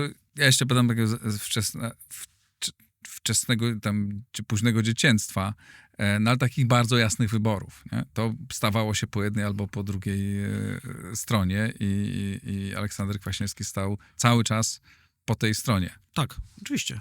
No bo pisał w legalnie ukazującym się piśmie. I wtedy zaczął się przebijać, tak, przez ten aparat do góry, co doprowadziło go tam... Nie do końca, bo słowo aparat dotyczy partii, tak? Znaczy, on robił karierę trochę, to jest też ciekawy wzorzec kariery, dość nietypowy, no może nie nietypowy, ale charakterystyczny dla pewnej frakcji elity tego systemu. To jest kariera obok partii. Znaczy, on ma legitymację partyjną, rzecz jasna, w połowie lat 70. to było tam, zdaje się, 3 miliony członków, ale on faktycznie nigdy nie robi kariery w aparacie partyjnym. Znaczy, jest członkiem podstawowej organizacji partyjnej, kropka. Karierę robi obok, czyli w ramach systemu, ale równolegle do partii. To znaczy najpierw przez Ruch Studencki, Gdańsk, uczelnia, zarząd wojewódzki, potem Warszawa. Potem jest redaktorem naczelnym Tygodnika Studenckiego Oficjalnego ITD. Potem zostaje, to jest pierwszy taki krok do, powiedzmy, drugiej ligi, takiej elity politycznej. Awans to jest Sztandar Młodych, czyli to już jest dziennik. To jest pismo, tam to też było ogólnopolskie, ale już nie sprofilowane studencko, tylko szerzej. Wtedy on już uczestniczy w tych takich posiedzeniach codziennych u sekretarza Główczyka. To był człowiek z PZPR od partii, który w pewnym sensie określał linię bezpośrednio na łączu z generałem Jaruzelskim, po prostu co ma się, o czym w prasie warto pisać, a o czym zdecydowanie niekoniecznie. Bo w ITD on jest rzadko na tego typu spotkaniach, bo po prostu nie ma takiej potrzeby. To jest tygodnik, to jest tygodnik traktowany też przez władzę jako mało istotny. Ze Sztandarem Młodych już jest inna sprawa. I tutaj też pole na przykład do negocjacji z cenzurą jest dużo mniejsze. W ITD ono było całkiem spore. Co ciekawe, może jeszcze to warto dodać, Aleksandra Kwaśniewskiego jako redaktora naczelnego, czy szefa, bardzo dobrze wspominają także dziennikarze, których nie posądzamy, powiedziałbym, o sympatie komunistyczne czy postkomunistyczne. Myślę tutaj o jednej z moich rozmówczyń do tej książki, pani redaktor Elżbiecie Isakiewicz, która swoją błyskotliwą karierę reporterską zaczęła właśnie w ITD. Ona wspomina historię, jak to napisała artykuł reportaż, to jest zabawny zresztą, o wyjeździe studyjnym, czy wyjeździe na praktyki do czechosłowackiej fabryki wódek. Opisała tam różne straszne rzeczy, jakie się działy, i okazało się, że ten tekst nie może pójść ze względu na przyjaźń polsko-czechosłowacką. I ona z tym artykułem, ten artykuł wrzuciła do podziemia pod nazwiskiem. I Aleksander Kwaśniewski nie zrobił nic. Znaczy nie zrobił nic w tym znaczeniu, że wedle standardów wczesnego stanu wojennego powinien, oczywiście mówię w cudzysłowie, ale jak mówię, wedle standardów powinien w zasadzie wyrzucić z roboty. Telefony musiał mieć z góry, że to jest niedopuszczalne. On argumentował, że to jest świetne. Wymyślał, był też bardzo dobry w negocjacje tego rodzaju, po prostu wymyślał opowieść, że to jest fantastyczna dziennikarka, świetne pióro, on tutaj nie może sobie pozwolić na pozbywanie się takich osób. Więc on tolerował tego typu zachowania, co myślę nie było standardem jednak w prasie wczesnych lat 80. Później w Sztandarze Młodych, no tam już te wymogi cenzury były dużo ostrzejsze. To są lata 84-85. No ale tu z kolei Joanna Solska, do dzisiaj dziennikarka tygodnika Polityka, no użyła takiego sformułowania, że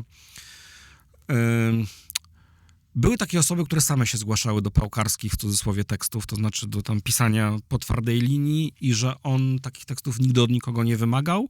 Natomiast ściągnął do Sztandaru Młodych takich ludzi jak na przykład bardzo ważny, wpływowy, potem w latach 90., 2000 jeszcze publicysta ekonomiczny Rzeczpospolitej Piotr Aleksandrowicz, który zaczynał karierę właśnie w ITD i potem przyszedł razem z Kwaśniewskim do Sztandaru Młodych, no, gdzie ukazywało się sporo ciekawych materiałów o gospodarce, no na tyle, na ile można było krytycznie opisać, powiedzmy, opisywano pewne rzeczy jako patologię, gdzie czytelnik mniej więcej wiedział, że to nie jest patologia, tylko no jednak system, tak? No ale dość dużo, myślę, wartościowych materiałów wtedy się mogło ukazać i też może warto wspomnieć, Kwaśniewski, tak jak powiedziałem, on bardzo mało pisał, w ITD wstępniaki, w Sztandarze prawie nic, ale on miał rękę do zespołu, znaczy do dobierania sobie współpracowników. Wspomniałem mi Elżbietę Isakiewicz, Jacek Kluczkowski też piszący, Piotr Aleksandrowicz właśnie, wspomniany Waldemar Siwiński, to była też bardzo ważna postać, jeden z ojców, założycieli Bajtka, ważnego pokoleniowo pisma komputerowego, które bardzo dobrze wpisywało się w pewną ideologię. Najpierw ITD, a potem Sztandaru Młodych. Ono było potem wydawane jako dodatek do Sztandaru Młodych właśnie, bo może warto też o tym powiedzieć. Mówiliśmy o tym, że Kwaśniewski ma poglądy, jest okcydentalistą i ma poglądy raczej liberalne na gospodarkę. Zalążki tych poglądów, tej linii politycznej widać właśnie w ITD i w Sztandarze. To jest pisanie o postulowanych reformach gospodarki i całego systemu w duchu merytokracji, czyli tam się mówiło, że tam kryteria fachowości i kompetencji, a nie przynależności partyjnej. I co ciekawe, i to już jest ewidentnie protoliberalizm, zróżnicowania płac. To znaczy motywowania, że nie możemy... To jest, przypomnijmy, ITD to jest pismo studenckie. Ono wyraźnie ma taką linię obrony interesów, nazwijmy to klasowych, studentów i absolwentów, ludzi z dyplomami inteligencji technicznej i nie tylko. I jeden z kluczowych postulatów to jest zawsze różnicowanie płac w taki sposób, żeby ludzie, tak po cichu to, czy powiedzmy nie eksplicite to pisano, żeby ludzie nie musieli wyjeżdżać za granicę. Żeby ludzie nie emigrowali, bo emigracja ludzi wykształconych, jak wiadomo, w latach 80. jest jedną z plag społecznych i ekonomicznych tamtego czasu. Porozmawiajmy o tym, w jaki sposób Aleksander Kwaśniewski doszedł do tego kluczowego miejsca chyba w jego karierze, które jakby wszystko odwróciło, no jakby, któremu otworzyło może jego drugą drogę, tak, w wolnej Polsce, do okrągłego stołu, w którym odegrał dosyć istotną rolę. No najpierw musiał trafić do rządu, a trafił do niego w roku 85 jesienią, kiedy generał Jaruzelski zrezygnował z funkcji premiera, przekazał ją Zbigniewowi Messnerowi, takiemu profesorowi od rachunkowości. To była taka fantazja Jaruzelskiego, że no z tą gospodarką to faktycznie nie idzie. Co tu zrobić? Jak to weźmiemy kogoś, kto tak to dobrze to potrafi policzyć. To, przepraszam, trochę karykaturyzuję, ale to mniej więcej tak to myślenie wyglądało. Bo Messner był, zdaje się, wybitnym profesorem od rachunkowości, no tylko, że to nie do końca jest ta kompetencja, która była wtedy potrzebna, jeśli chodzi o reformowanie gospodarki. Nawet w ramach tego, co było. A pamiętajmy, że tu już wtedy za chwilę zacznie się pierestrojka w Rosji, prawda? No i przyjdzie u nas Wilczek. No, ale to jeszcze za chwilę. Dłuższą, to też charakterystyczne. W Polsce te reformy były troszeczkę później niż w Związku Radzieckim, to też zabawny paradoks. Ale to, czego Jaruzelski jest świadomy, to jest to, że młodzież go nienawidzi i jego partii. Jego towarzysze też to rozumieją. Potwierdzasz, tak było. Potwierdzasz, tak było. Znaczy, jestem dużo młodszy od Aleksandra Kwaśniewskiego, ale tak było. Potwierdzasz, tak było. No w związku z tym partia poszukiwała różnych pomysłów, jak tu pozyskać młodzież. Te pomysły były lepsze lub gorsze, były często bardzo biurokratyczne. Zwłaszcza, że państwo nie za bardzo miało pieniądze też, prawda? No to też trudno jakąś tam atrakcyjną, nie wiem, politykę stypendialną prowadzić, czy coś takiego. No i jednym z pomysłów na przyciągnięcie młodzieży było, żeby ministrem od młodzieży, wcześniej już byli ministrowie od młodzieży, no ale żeby może wreszcie został ktoś, kto tak przypomina z wyglądu przynajmniej młodzież, a nawet zdaje się mieści się, bo tam 35 lat chyba można było być w ZSMP, do 35 roku życia, socjalistycznej młodzieży polskiej, no to Kwaśniewski się łapał w momencie, kiedy zostawał tymże ministrem. On tam nie dostał za dużego budżetu, miał raczej... A to był który rok? To jest jesień 85 roku. On ze sztandaru młodych przechodzi. Ten mechanizm awansu ja opisuję, jak to się dzieje, bo to jest też ciekawy wątek, no po prostu jak się awansowało w PRL-u, tak? Zwłaszcza jak się awansowało w latach 80. Wcześniej, to jest ciekawe, jemu w awansie prawdopodobnie mocno pomógł Mieczysław Rakowski, ważna postać lat 70. i 80. Ostatni premier, no formalnie ostatni Tadeusz Mazowiecki był ostatnim premierem PRL, ale no ostatni z PZPR-u. Pomógł mu w awansie do sztandaru młodych. Tutaj sprawa jest bardziej skomplikowana, bo to jest jednocześnie czas, kiedy Mieczysław Rakowski idzie w odstawkę. To jest ten, który teoretycznie chciałby pewnie szukać reformatorów, potencjalnych liberałów, wspierać taki nurt, jaki Kwaśniewski mógłby reprezentować, no ale idzie w odstawkę sam, prawda? Wcześniej Rakowski u Jaruzelskiego był bardzo wpływowym wicepremierem, tak? No i w momencie, kiedy Kwaśniewski wchodzi do rządu, to Rakowski z niego wypada, idzie na wicemarszałka Sejmu. Tam się będą działy ciekawe rzeczy, bo Rakowski, będąc w odstawce, zaczyna skupiać wokół siebie tak nieformalnie trochę taką grupę właśnie, powiedzmy, młodych, zdolnych, z otwartymi głowami, nazwijmy to w ten sposób, myśląc o tym, że w przyszłości, kiedy przyjdzie jego czas, to on ich weźmie, pociągnie za sobą. I Kwaśniewski będzie w tej grupie w roku 88, ale zanim dojdzie do tego 88, no to on jest ministrem do spraw młodzieży. Co mu to daje? Powiem tak, młodzieży do partii to on szczególnie nie przyciągnął, bo nie mógł z powodów obiektywnych, co, jak rozumiem, potwierdzisz, zaświadczysz swoją biografią. Myśmy w 87-8 zakładali drugi NZS. Tak. Byliśmy kompletnie po drugiej Natomiast stronie. co mu się udało? Poza tym, że udało mu się wiele razy wyjeżdżać w różne ciekawe miejsca fajne na świecie, to też udało mu się na przykład za sprawą tak zwanej Nagrody Wyspiańskiego, to była nagroda dla artystów, głównie młodego pokolenia, zakolegować się z bardzo wieloma ciekawymi postaciami, że wymienię tylko Grzegorza Ciechowskiego czy Andrzeja Pongowskiego, ważne postaci polskiej kultury lat 80., a później III Rzeczpospolitej. Kumplował się z Ciechowskim? No, w Tokio opijali narodziny córki. Jeśli dobrze pamiętam, to Kwaśniewski zawiózł Ciechowskiemu zdjęcie z porodówki od Małgorzaty Potockiej, jeśli dobrze pamiętam bezpośrednio, i tam potem była dobra impreza, zdaje się. Kwaśniewski umiał się kolegować, lubił się kolegować. Bardzo na pewno był mistrzem w nawiązywaniu kontaktów.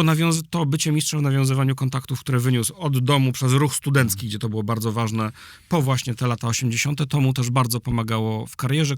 No i później w całej karierze tak, w wolnej no jeden Polsce. z jego kolegów właśnie mówił też o tym, że on miał taką fenomenalną zdolność skracania dystansu z ludźmi, którzy są wyżej od niego w hierarchii, w taki sposób, żeby ich nie urazić. Znaczy, że oni w zasadzie też czują się już jego kolegami, będąc wyżej od niego, prawda? To jest wielki talent, jeśli chodzi o... I też umiał budowanie rozmawiać z swojej ludźmi, którzy są niżej w hierarchii od niego, Tak. żeby ich podciągać żeby oni Myślę, że w uznawali tym, swoje... jak patrzę na polską, bo tu jak Mistrzem- go zacząłem obserwować mistrzem już w świata. wolnej Polsce, tak? Jak zostałem dziennikarzem. Numerem obserwowałem, jeden.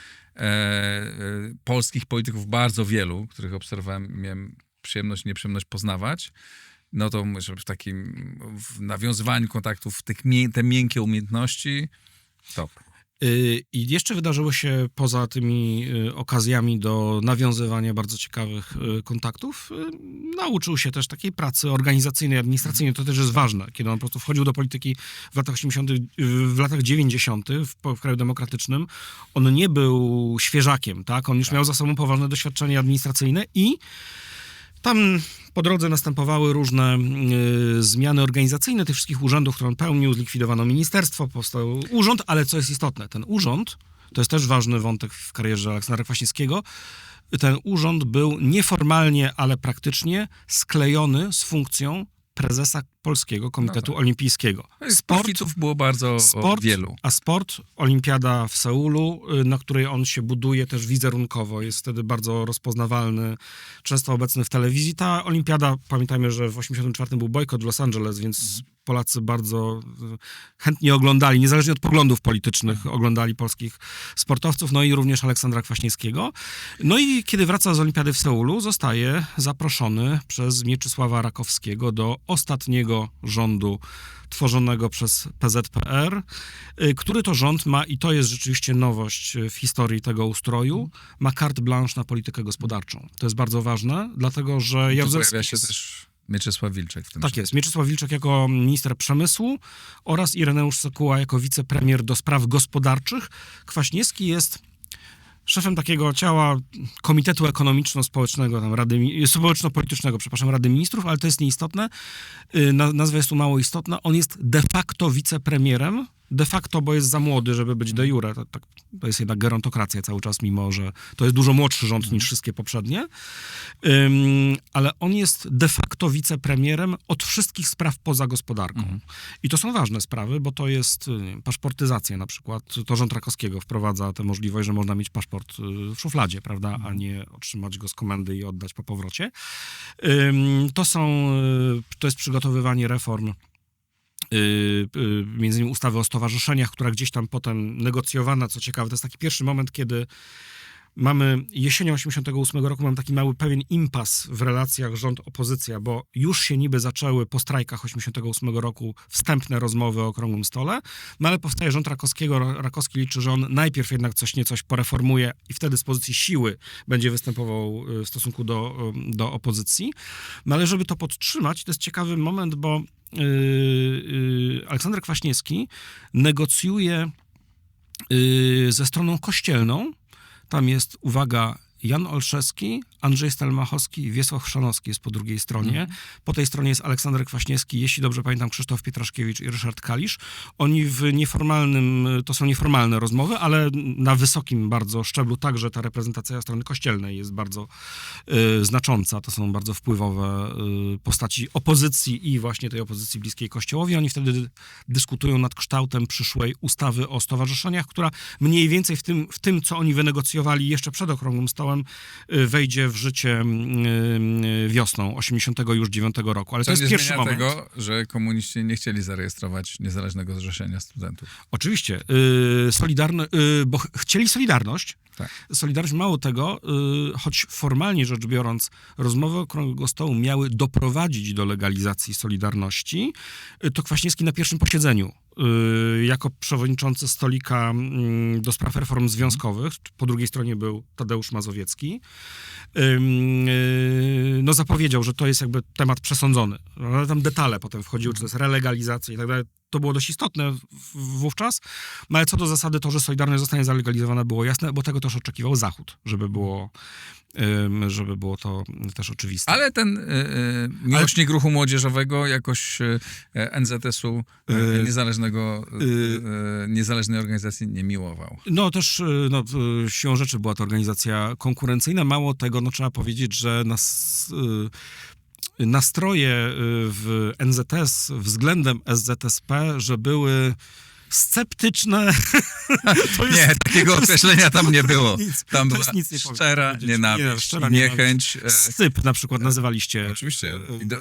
I ze sypem nie można było utrzymać żaden porządny NZS-owiec nie utrzymał kontaktu Co prawda, żeby było jasne, w roku 81 takie kontakty były utrzymywane nieformalne. Wiemy o spotkaniach, i to jest potwierdzone przez drugą stronę, z Aleksandra Kwaśniewskiego z Maciejem Kuroniem, działaczem NZS-u, i Teodorem Klincewiczem. I teraz tu jest ciekawa rzecz. Kwaśniewski twierdzi, że bywał na tych spotkaniach również, i te dwie postaci są potwierdzone z innych źródeł. Kwaśniewski twierdzi, że na tych spotkaniach bywał również Jarosław Guzy i Jacek Czaputowicz. Ci dwaj akurat zaprzeczają, jakoby w takowych spotkaniach brali udział. Pewnie różne rozmowy były. Chodziło też, jakby nie było w dobrym tonie. Ale mówię o nieformalnym. Nie mówię o zapisywaniu się, a nawet o utrzymywaniu jakiejkolwiek kontaktów, w każdym razie za moich czasów, a potem, kiedy był okrągły stół i kiedy sąd miał zdecydować o rejestracji NZS-u, zdecydował na nie. Tak. I to pamiętam, bo byłem w tej sali i wychodziliśmy i były demonstracje i tam łaziliśmy po krakowskim przedmieściu. protestując w tej sprawie. No dobra, ale Tylko, że bądźcie, że powiedzmy jest... jeszcze, jak on w ogóle trafił do tego okrągłego stołu? No Dobra, trafił w tylko ten sposób. mamy już rozmawiamy godzinę 13. Ale okrągły stół za 13, Trzecia Rzeczpospolita. Chyba zgodzimy się. A musimy, no bo chcemy, mówimy tak dużo o Aleksandrze Kwaśniewskim nie dlatego, że był działaczem jakimś spektakularnie ważnym za komuny, był dosyć istotny, Bo to ale o tym, że kariera, niewątpliwie. Tak. odegrał spektakularną rolę w wolnej Polsce i tego No to, nie można mu no to zabrać. powiedzmy, jak on Absolutnie. trafił... Dlatego o tym rozmawiamy.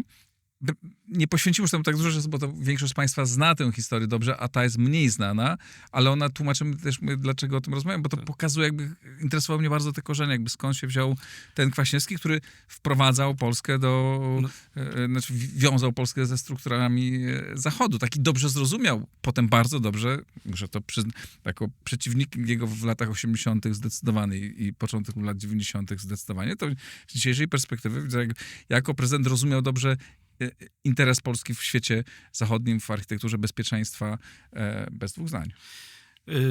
Tak, no on do tej pierwszej ligi politycznej wchodzi właśnie w czasie rozmów okrągłego stołu, zasiada tam jako przedstawiciel rządu Mieczysława Rakowskiego. Rakowski sam nie wchodzi do rządu, po pierwsze, bo go nienawidzi Solidarność, a nienawidzi go za różne rzeczy, ale między innymi za słynne wystąpienie stoczni w połowie lat 80., kiedy mówił robotnikom stoczniowym, że gdyby nie ten system, to by krówki pasali. Co prawda dodał, że ja też.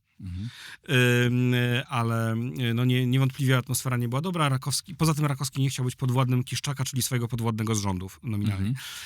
No więc zasiedli tam Sekuła i właśnie Kwaśniewski. Pamiętamy ten schemat przy rozmowach okrągłego stołu, kiedy dochodziło do impasu przy tych dużych rozmowach w oficjalnych stolikach do spraw związkowych, reform politycznych i gospodarczych, no to co się robi, jak jest impas w dużych negocjacjach? Zmniejsza się liczbę negocjatorów i podwyższa ich rangę. No i na tym polega Magdalenka. Znaczy to jest sedno Magdalenki i Kwaśniewski bierze udział w tych spotkaniach, początkowo ograniczony, no ale na początku marca, kiedy ten impas jest już dość wyraźny, władze i opozycja spierają się o to, jak mają wyglądać właściwie te wybory czerwcowe, które wiemy, że będą wybory czerwcowe, ale jak mają wyglądać.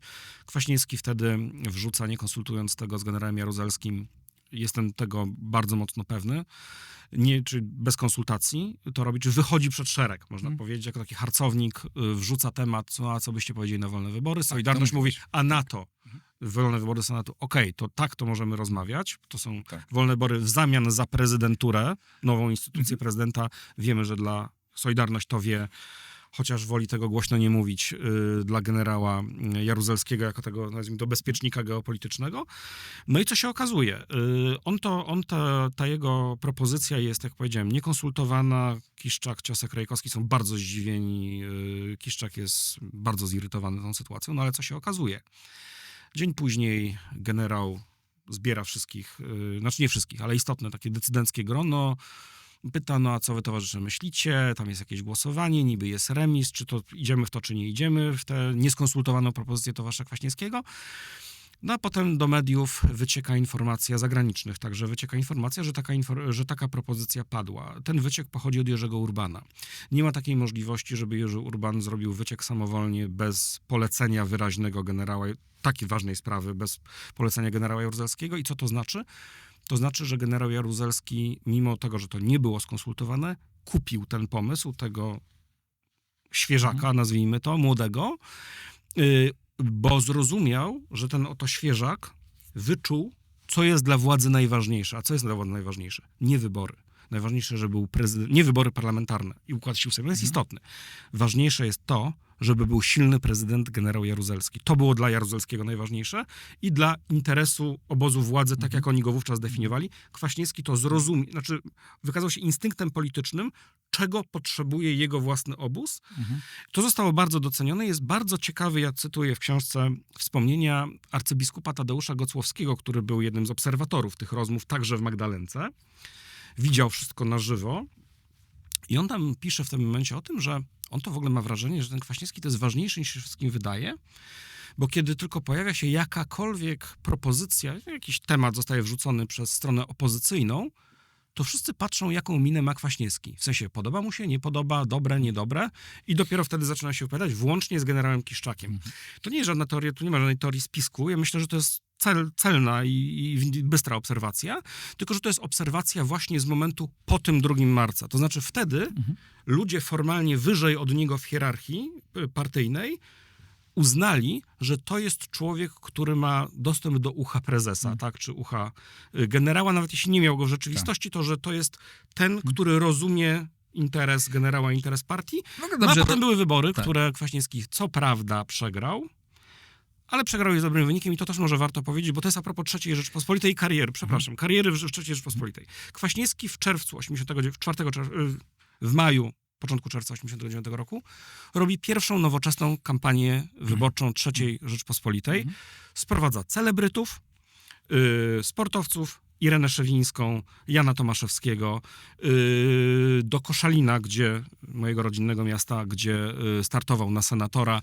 Sprowadził tam, policzyłem w pewnym momencie, tam było chyba 6 mistrzów olimpijskich w pewnym momencie do kampanii. Sprowadza Marka Sierockiego, który prowadzi aukcję odzieży sportowej. Jest tam Grzegorz Miecugow. Naprawdę są wielkie nazwiska późniejszej III Rzeczpospolitej. Także nazwiska celebryckie. Mówimy o wyborach czerwcowych 4 czerwca 1989 roku. To wtedy i był, tak? To była pierwsza kampania. Marek Sierocki tak jest, Marek Sierocki, Grzegorz Miecugow i Sławomir Zieliński, wtedy bardzo popularny, prowadzący Polsatu. Teleekspresu. Nie było jeszcze. Polsatu nie było, Teleekspresu oczywiście, Teleekspresu. Telewizja publiczna. To bardzo ciekawe. Ale też chciałem porozmawiać jeszcze o Magdalence. Tak. Bo ja myślę, że Magdalenka oczywiście jest z jednej strony zmitologizowana, też wielki spisek i tak dalej, ale myślę, że ona miała i oczywiście, że uczestniczył w niej Jarosław Kaczyński, tak jakby różne osoby. Lech Kaczyński, przepraszam. Jarosław to był, zdaje się, sfrustrowany, że nie. Tak.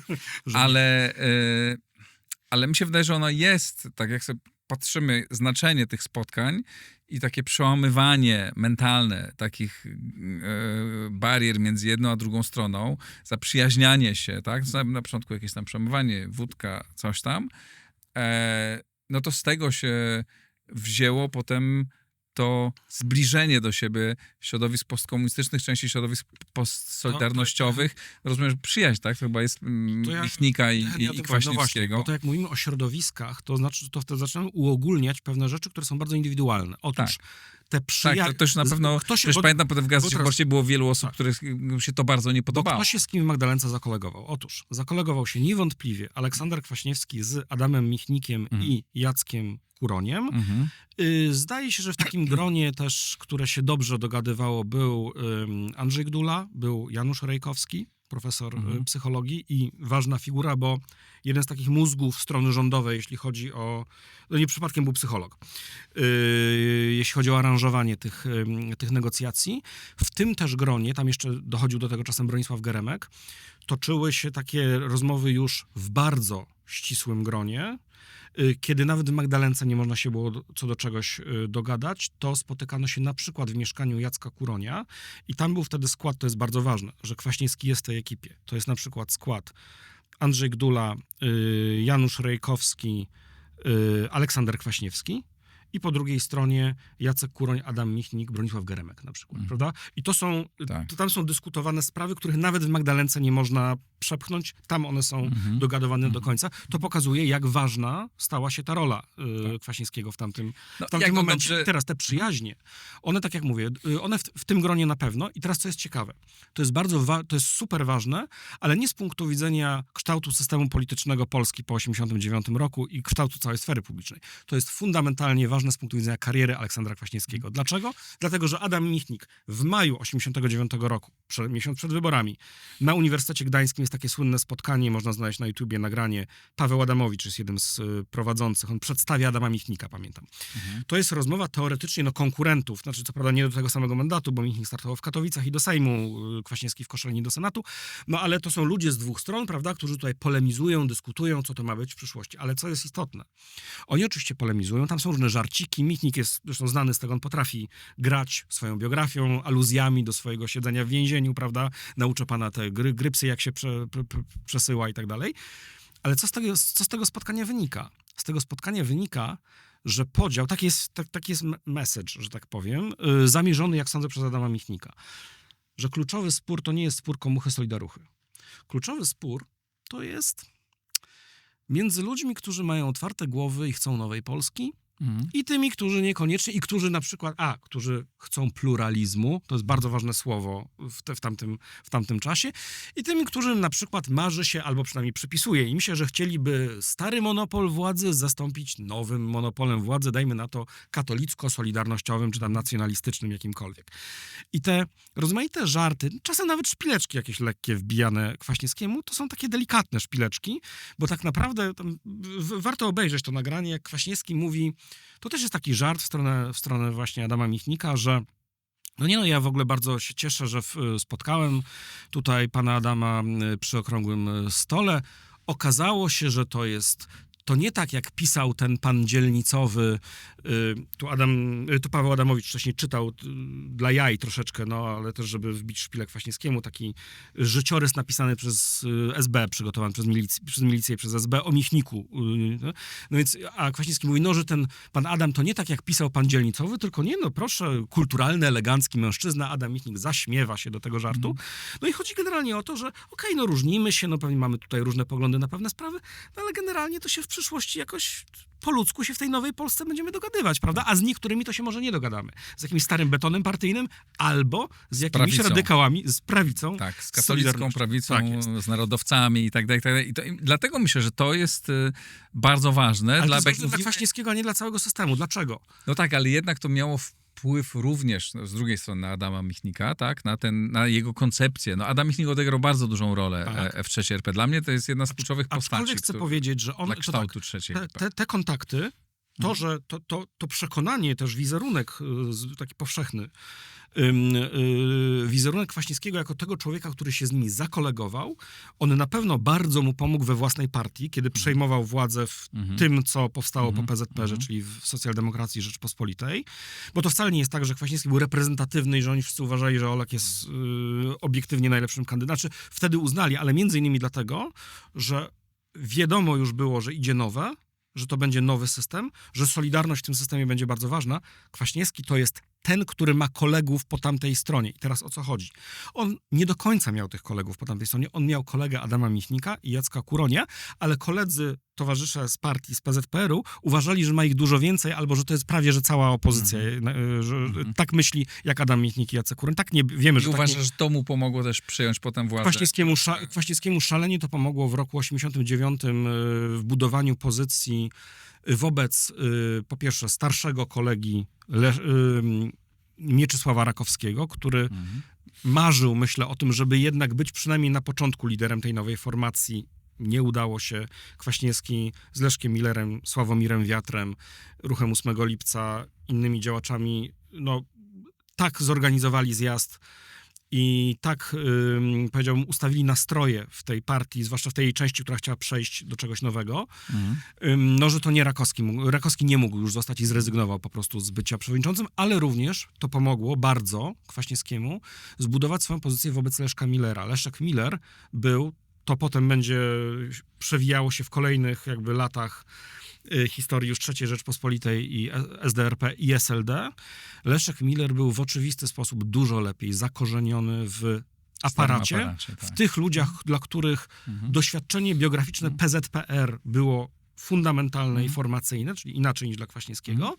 Dla Kwaśniewskiego ruch studencki i administracja rządowa. To wbrew pozorom, ja wiem, że jeśli się patrzy na to z antykomunistycznej perspektywy, to jest wszystko, panie, jedna banda. Ale jak się patrzy na to środowisko wewnątrz, tam były poważne napięcia polityczne, klasowe, bo to byli ludzie z różnych środowisk, prawda? Aleksander Kwaśniewski jest z inteligenckiego, mieszczańskiego domu lekarskiego, a Leszek Miller jest z rodziny proletariackiej z Żyrardowa. W każdej bandzie są napięcia i frakcje, co nie zmienia tego, że to była jedna... I oczywiście Kwaśniewski uzyskuje tą przewagę jako ten właśnie, który jest postrzegany przez swoich kolegów jako ten, który może ich przeprowadzić przez to, jak się potem mówiło, Morze Czerwone, prawda, do nowego systemu. Robi to bardzo skutecznie i ustawia partię w taki sposób, SDRP, To jest ten taki słynny manewr właśnie na tym zjeździe założycielskim i on mówi, dobrze, ja zostanę przewodniczącym, ja przyjmę to stanowisko przewodniczącego, jeśli chcecie mnie wybrać, ale jest jeden warunek. W Radzie Naczelnej tej formacji SDRP ma być 60 osób ode mnie, czy połowa dokładnie, tak?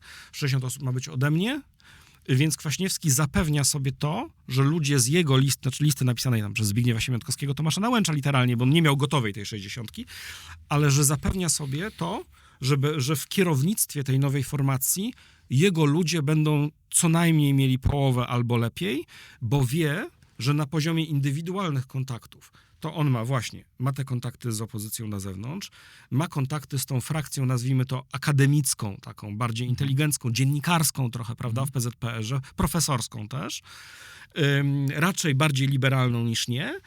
No natomiast w tym starym aparacie, no to Leszek Miller jest, umówmy się, bezkonkurencyjny. On przede wszystkim, ten aparat jemu bardziej ufa, no i wtedy powstaje taka forma, SDRP zostaje utworzone jako taki twór dwugłowy, nazwijmy to.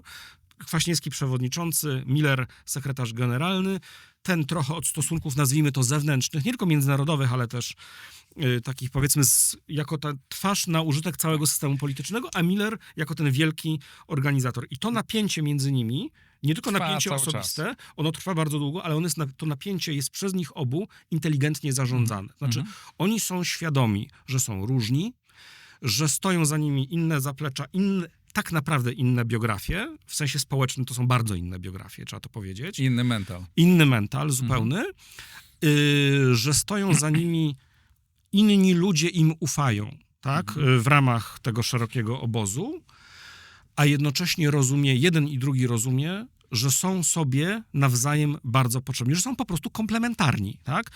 I potem mamy to potem przeszło do historii jako tak zwana szorstka przyjaźń, ale to jest pojęcie, które trochę sprowadza to do psychologii. Tam psychologiczne oczywiście różnice i napięcia są ważne. To Ale była polecam, bardzo tu jest trochę sprytna na ten gra. temat. Nie, ale bo te napięcia są realne. Znaczy to, że Tak. na przykład pewne poczucie wyższości, prawda, tej frakcji, nazwijmy to studenckiej czy poststudenckiej nad tymi z młodzieżówki partyjnej, prawda?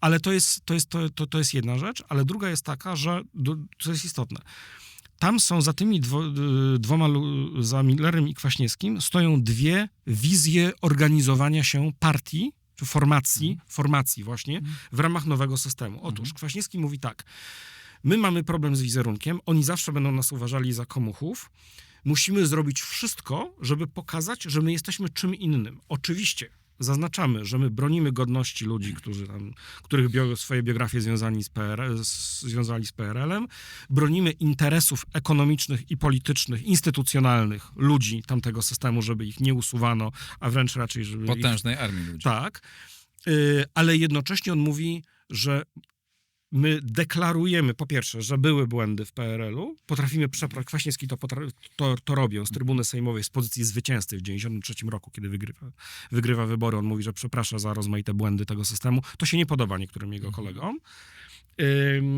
A Miller to jest i jednocześnie dla takiej polityki najlepsza jest formuła, w której my mówimy, nie, to nie jest tak, że my jesteśmy jakimś post-PZPR-em, postkomuną. To prawica nas tak nazywa, czy Solidarność nas tak nazywa. My jesteśmy lewicą. A co to znaczy? To znaczy, że powinniśmy wciągnąć na pokład także siły, które nie były w PZPR-ze. Oczywiście one się nie dają wciągnąć, to przynajmniej część z nich, na przykład Unia Pracy Ryszarda Bugaja, z różnych względów nie decyduje się na współpracę, przynajmniej w tym pierwszym okresie, ale na przykład rozmaite małe organizacje. One często, na początku to są często rzeczywiście też organizacje postkomunistyczne, ale mimo wszystko ten cały pomysł, że jest formuła szeroka SLD, prawda, jako koalicji wyborczej z partią SDRP, która jest najsilniejsza, to jest formuła Kwaśniewskiego. Miller myśli inaczej. Miller mówi tak, to SDRP ma struktury, to SDRP ma pieniądze, to ludzie SDRP pracują na to, żeby, pracują w kampanii na przykład, tak?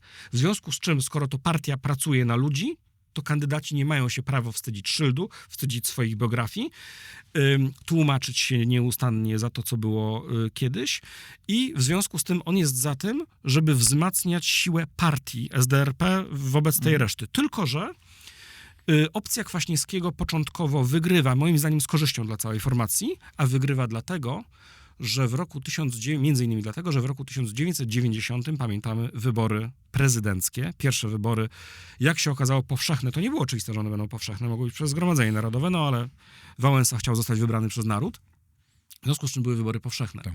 I w tych wyborach Aleksander Kwaśniewski wykonał jeden z pierwszych wybitnych manewrów, sprytnych manewrów politycznych III Rzeczpospolitej, to znaczy nie wystartował, będąc liderem partii, tylko wystawił człowieka, który nie był w SDRP, był co prawda w PZPR-ze, ale był znany z wystąpień sejmowych bardzo krytycznych wobec i poprzedniego systemu, i wobec swojej partii, czyli Włodzimierza Cimoszewicza. I jego całkiem przyzwoity wynik, bo to było prawie, zdaje się, albo nawet troszeczkę ponad 10% w tych wyborach, to był wynik, który pozwolił się trochę policzyć tej formacji, która trochę nie wiedziała, oni nie wiedzieli, ile mają elektoratu, tak, do pewnego momentu.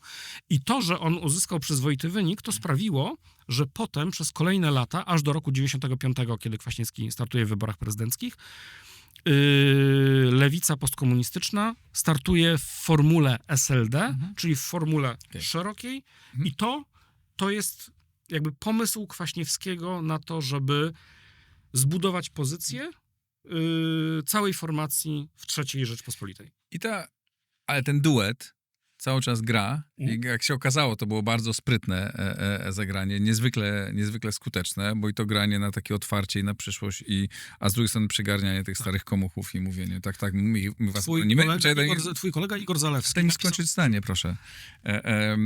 Doprowadziło do tego, że przy spadku nastrojów, entuzjazmu po odzyskaniu wolności SLD, znaczy komuniści odzyskują władzę, postkomuniści odzyskują Komuniści to na pewno nie. Komunistów był plank. Postkomuniści odzyskują władzę, Kwaśniewski zostaje prezydentem, wygrywa spektakularnie wybory, potem Leszek Miller zostaje w późniejszym czasie premierem.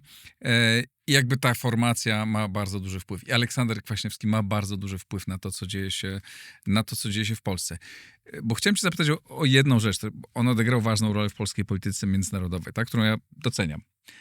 I jak to było z tą kulturą paryską? Gdzie jakby on zaczął czytać, gdzie on ją zrozumiał? Bo tam przeczytać, tak? Ale gdzie on to zrozumiał? Bo rzeczywiście zrozumiał, tak? Tą główną myśl dotyczącą zwłaszcza Ukrainy Wschodu.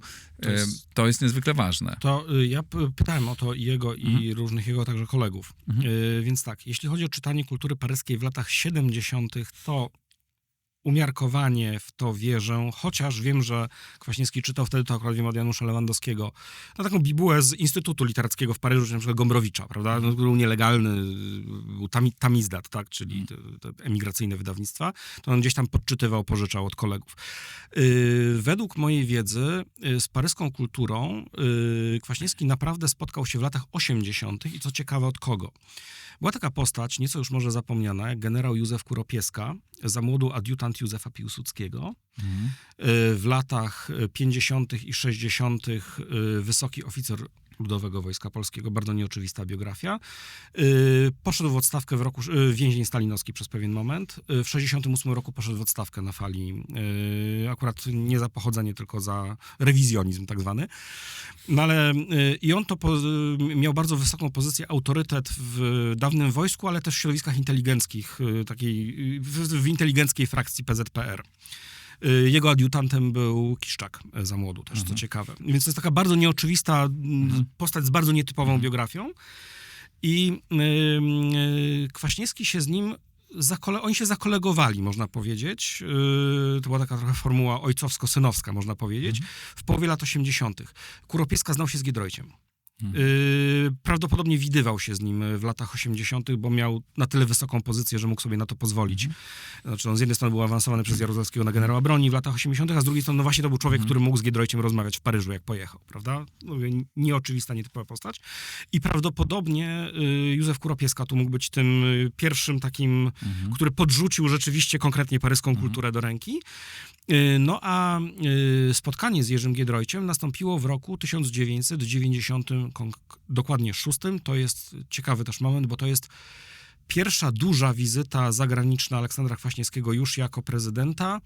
Ona się odbywa z okazji pogrzebu prezydenta François Mitterranda. To jest bardzo wielkie oczywiście wydarzenie polityczne w katedrze Notre Dame. Tam są tak zwani wszyscy. Są rzeczywiście najważniejsi politycy świata wtedy.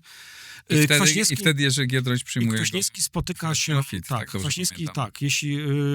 tak, zdaje się, to jest dokładnie wtedy.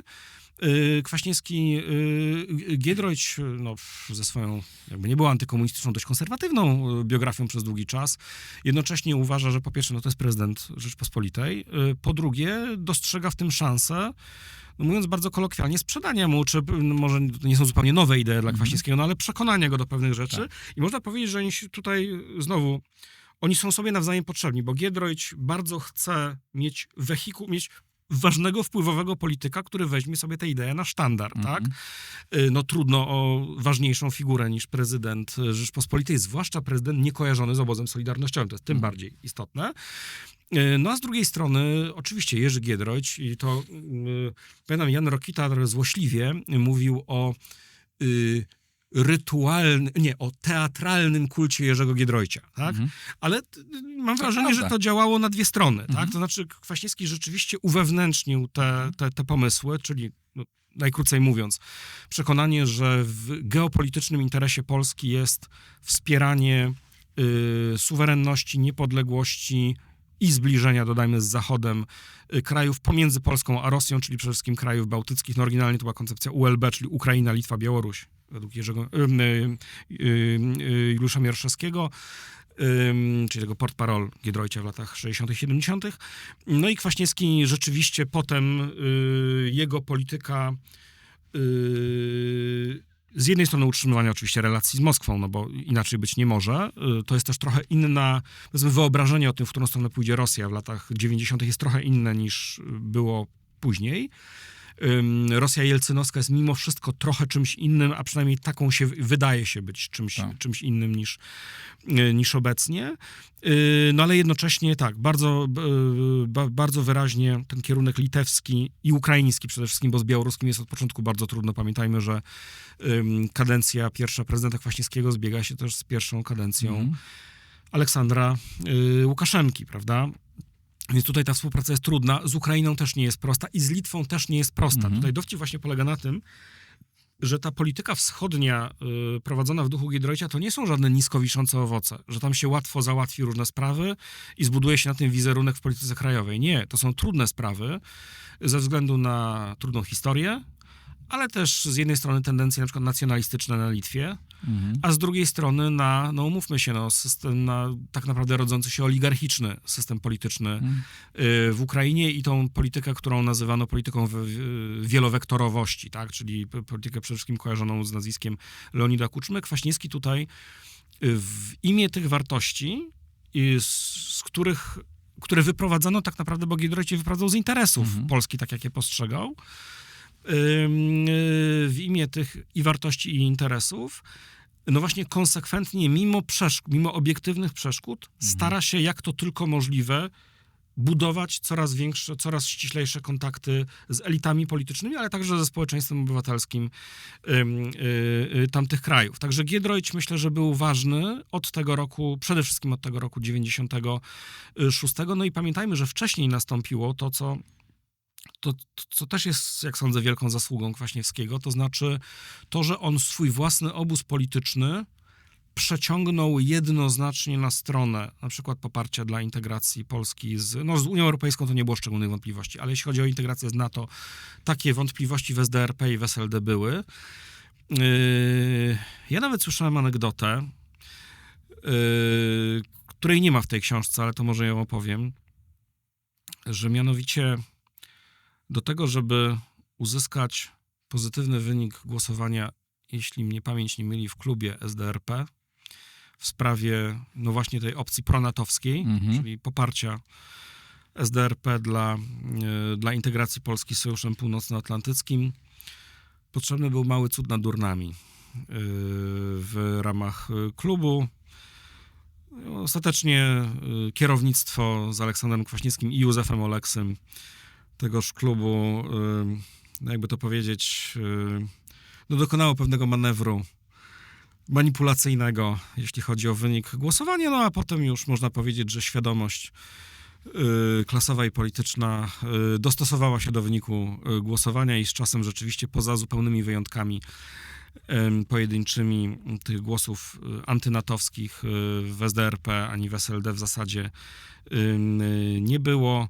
Dodajmy jeszcze, to jest akurat historia opisana w mojej książce, kiedy był pucz Janajewa, sierpień 91 roku, wiadomo, rozmaite kontrowersje, lęk o to, co się wydarzy w Rosji, czy nie nastąpi jakaś cofka geopolityczna, również jeśli chodzi o Związek Radziecki, przypomnijmy, próba obalenia Gorbaczowa przez beton, no przede wszystkim kagiebowsko-wojskowo-partyjny. Próba, jak się okazało, nieudana, próba, z której zwycięsko wyszedł Borys Jelcyn, bo to dobiło samego Gorbaczowa politycznie, no ale pozwoliło Jelcynowi wybić się, można powiedzieć, no, na suwerenność jako politykowi i późniejszemu prezydentowi Federacji Rosyjskiej.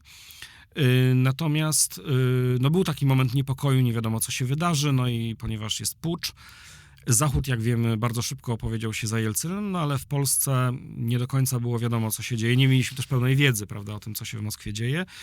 No i tutaj opisuję sytuację, którą mi zrelacjonował jeden ze świadków, że mianowicie spotkał się klub SDRP, klub SLD w zasadzie wtedy, no i przygotowują oświadczenie. No i jeden z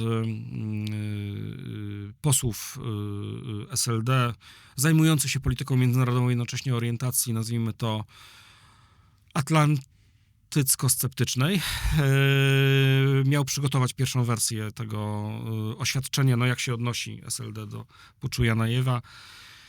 No i napisał mniej więcej coś takiego, że tam klub wyraża nadzieję na pomyślny rozwój relacji wzajemnych w duchu porozumienia i dialogu, no i wtedy Aleksander Kwaśniewski miał podrzeć i wyrzucić do kosza, zwyzywać w sposób nieparlamentarny swojego kolegę i napisać samemu oświadczenie klubu, które wyrażało jednoznaczne poparcie dla sił demokratycznych i Borysa Jelcyna.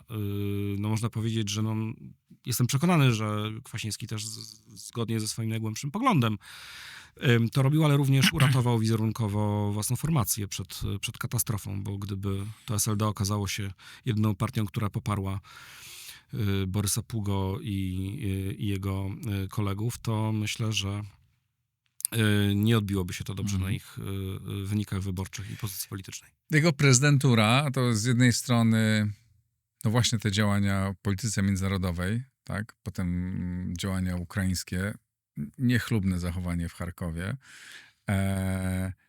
Będzie opisane w drugim tomie z detalami. Okej. Relacje świadków na ten temat są dość jednoznaczne.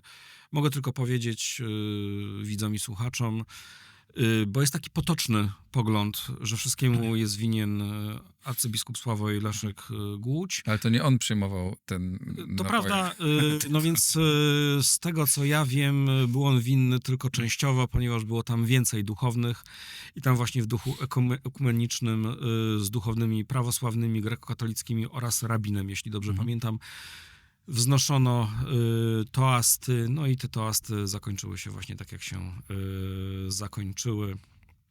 A przypomnijmy, że media wtedy nie chciały tego relacjonować, były wielkie walki o to, czy media to puszczą. To mogę powiedzieć, ja wtedy byłem redaktorem naczelnym PAP-u i myśmy byliśmy obok BBC drugą instytucją, która tę informację wypuściła, a TVN przez wiele dni nie chciał puszczać, chociaż, i tu muszę przyznać, Tomasz Lis walczył o to, z tego co słyszałem z relacji. Ostatecznie skutecznie. Skutecznie, tam 5 czy któregoś dnia to puszczono i to jest jego zasługa. Kaseta była początkowo w sejfie Mariusza Waltera. Tak, i który walczył, z którym trwały walki. Mam relację z człowieka, który przysłuchiwał się tym, bo tam po prostu pracował i wyglądało to dosyć ostro. No, to premier Leszek Miller również opowiadał tę historię w ten sposób, że jeśli chodzi, no wtedy były 3 telewizje tak naprawdę, czyli 99 rok, przypomnijmy, czyli jest telewizja publiczna, jest Polsat, jest TVN. No więc jeśli chodzi o telewizję publiczną, sprawa była prosta, bo jej prezesem był Robert Kwiatkowski. Jeśli chodzi o TVN, to nie pamiętam... Też, Państwo, którzy nie pamiętacie, to była taka telewizja zbliżona do telewizji Jacka Kurskiego. Przy moim zdaniem Kurski bardziej dokręcał śruby Mimo wszystko to porównanie jest... Jednak przy wszystkich zastrzeżeniach do polityki Roberta Kwiatkowskiego, między innymi do powiedzenia tyle misji, ile abonamentu, to jest bardzo szkodliwe i bardzo dewastujące dla sfery publicznej w Polsce. Niemniej wydaje mi się, że to nie jest porównywalne, ale zostawmy... Ale była kwestię bardzo, Roberta Kwiatkowskiego. była to jednostronna. Robert Kwiatkowski Była był bardzo jednostronna, druga oczywiście strona nie była bliski. dopuszczana. Był bliski oczywiście... I to był też człowiek Kwaśniewskiego. Ekipy prezydenta. No więc w przypadku Roberta Kwiatkowskiego nie było problemu. Któryś z wysokich urzędników, nie pamiętam już, który konkretnie, z kancelarii miał dzwonić właśnie do panów Weicherta i Mariusza Waltera, czyli decydentów w TVN-ie. A z kolei premier Leszek Miller w jednym z warszawskich parków, już nie pamiętam, czy Ujazdowskim, czy w Łazienkach, jak mówi, tłumaczył Piotrowi Żakowi, to jest syn Zygmunta Solorza, tłumaczył mu wymogi polskiej racji stanu. No i tam doszło do takiego układu, że jak inni nie puszczą, to my też nie puścimy. No mniej więcej coś takiego zaszło i faktycznie kilka dni zajęło, zanim telewizja TVN rzeczywiście z inicjatywy Tomasza Lisa wypuściła ten materiał. Aleksander Kwaśniewski jako prezydent z jednej strony utrzymywał właśnie bardzo dobre kontakty z Adamem Michnikiem, z tym środowiskiem dawnego KOR-u, czy częścią tego środowiska, Właśnie tak? Częścią bardziej tego, z Adamem Michnikiem. tak, Pewnie, to prawda. Z drugiej strony Choć dodajmy, zaprosił też do swojej kancelarii taką osobę Barbarę Labudę na przykład, tak? Czyli osobę związaną z wrocławską Solidarnością. Tak. Z drugiej strony też utrzymał kontakty z tym środowiskiem przedsiębiorców, takich tych często związanych z poprzednim układem, mocno jakby tam gromadzili się wokół Pałacu Prezydenckiego. Ale też i chciałem, żebyśmy o tym porozmawiali chwilę, bo to moim zdaniem należy oddać Aleksandrowi Kwaśniewskiemu honor, jakby o jego tych działaniach w polityce międzynarodowej. Jeśli może o tym przypomnieć, to opowiedzieć, jak to wyglądało, zwłaszcza w tych sprawach kluczowych. No tam było ileś tych spraw kluczowych dla Polski, tak? No ale jakby co do NATO, Unii, jakby była zgoda ponad narodowa, tak, wszyscy się, znaczy narodowa, nie ponadnarodowa, wszyscy się z tym mniej więcej zgadzali, no ale było to jednak zaskakujące, tak, dla wielu ludzi, że widać ten bakcyl Zachodu, ta miłość do Zachodu, fascynacja Zachodem gdzieś była trwała, no ale też już potem, i to było moim zdaniem jakby takie, nie, było to zaskakujące, ale nie aż tak bardzo dziwiące. Natomiast kwestia Ukrainy i relacji z Rosją i tu jakby to jest coś niezwykle ważnego i myślę, że o tym warto powiedzieć.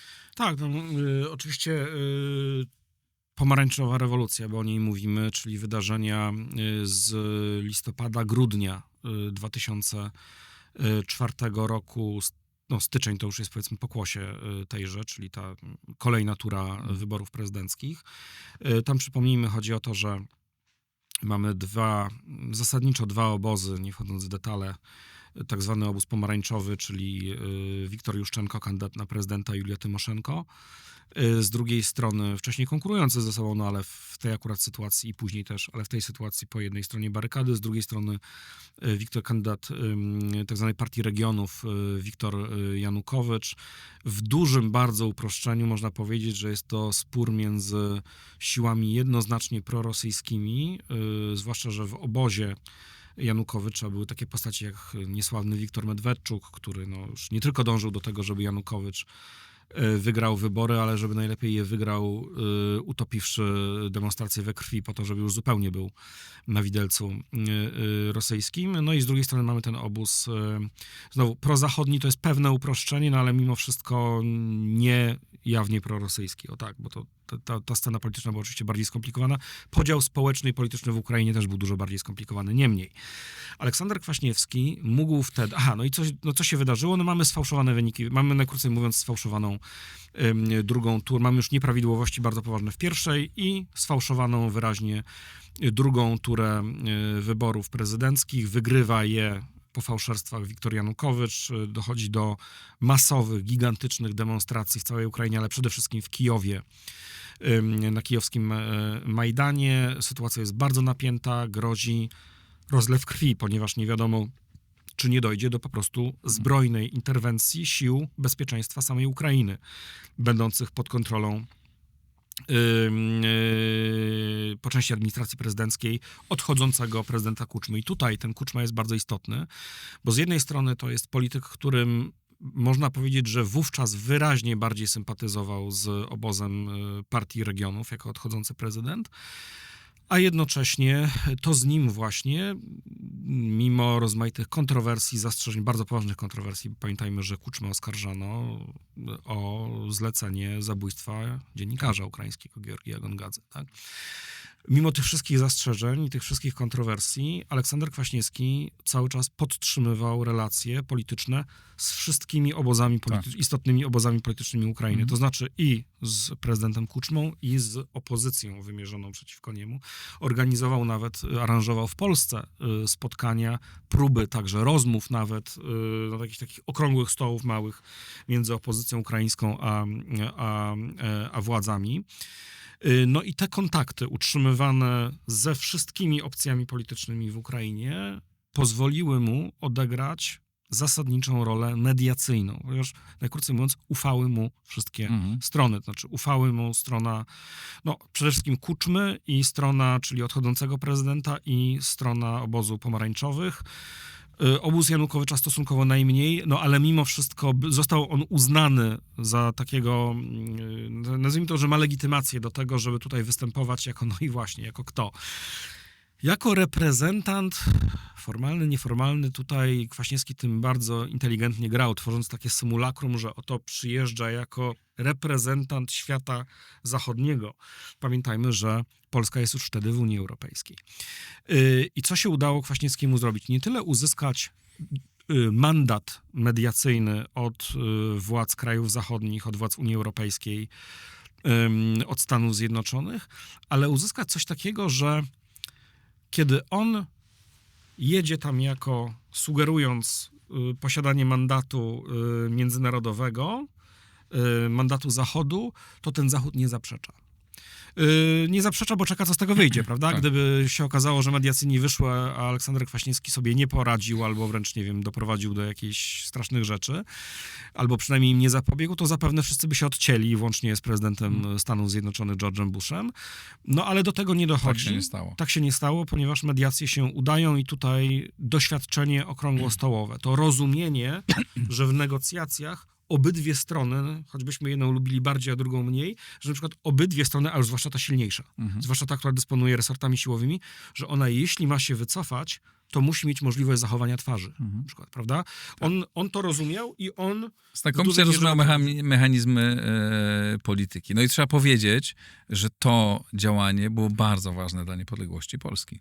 Że to ma, jakby to jest dla Polski, znaczy opanowanie tej sytuacji było gdyby bardzo głęboko zgodne z polskim interesem. Gdyby zrealizował się ten scenariusz, o który walczyli Rosjanie i ich agent we władzach Ukrainy, czyli Wiktor Medwedczuk, szef administracji prezydenta, jeśli dobrze pamiętam wtedy, to mielibyśmy do czynienia z utopieniem Majdanu we krwi, setkami, być może tysiącami ofiar, a efekt polityczny byłby taki, że nie tylko Ukraina byłaby geopolitycznie podporządkowana Federacji Rosyjskiej, ale że, znaczy nie tylko inaczej, Ukrainą rządziłby nie tylko prezydent wyraźnie sprzyjający Rosji, ale byłby to prezydent, z którym niespecjalnie dałoby się rozmawiać z perspektywy Zachodu, to znaczy scenariusz krwawego stłumienia demonstracji na Majdanie, no po prostu spowodowałby, że on by jakby tak wpadł do tej brytwanny, którą tam podgrzewali Rosjanie. I wpływy rosyjskie byłyby znacznie większe i to... I dużo wcześniej. Przede wszystkim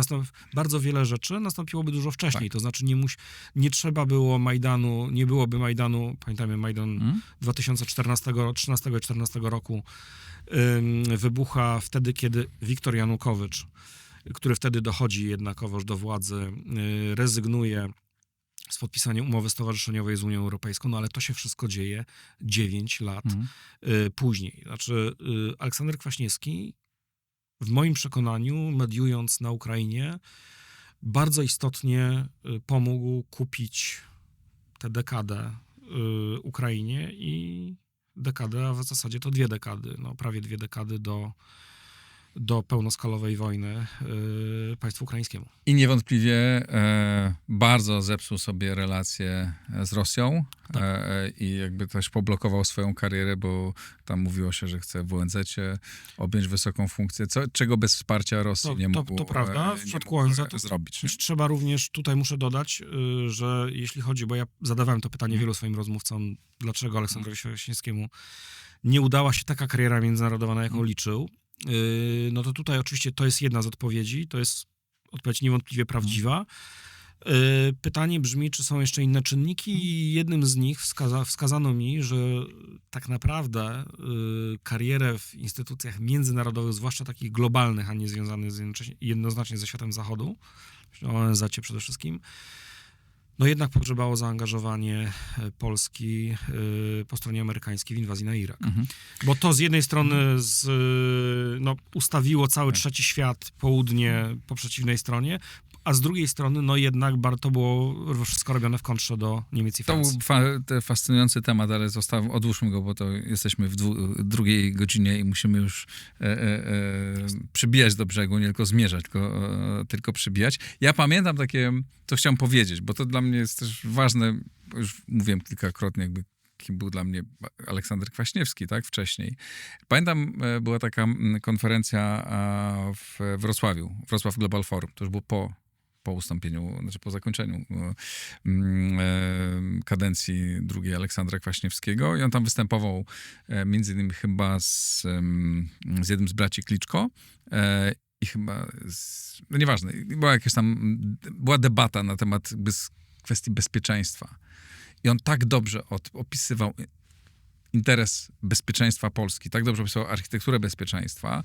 Pamiętam, że aż byłem aż zszokowany, że on mówi tym językiem, który ja doskonale rozumiem i myślałem sobie, że równie dobrze mógłby tu siedzieć Lech Kaczyński, mówił dokładnie to samo. Nie?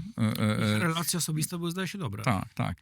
I pamiętam, że wtedy wstał, po tam jakiejś wypowiedzi Kwaśniewskiego, wstał ambasador Rosji, zgłosił się do głosu w tej dyskusji, bo tam była możliwość zadawania pytań i bardzo ostro zaatakował Kwaśniewskiego, nie? To było takie symptomatyczne i dla mnie, i też chciałem o tym powiedzieć, bo to ważne.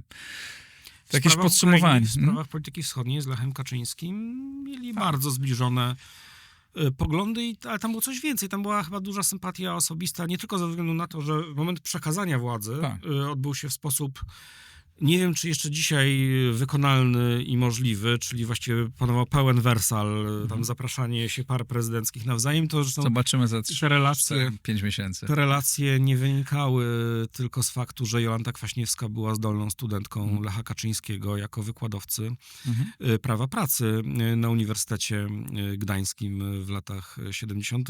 Jolanta Kwaśniewska ukończyła studia z bardzo dobrym wynikiem. Tak. Ostatnie zdanie. Jaką rolę odegrał twoim zdaniem Aleksander Kwaśniewski w III RP?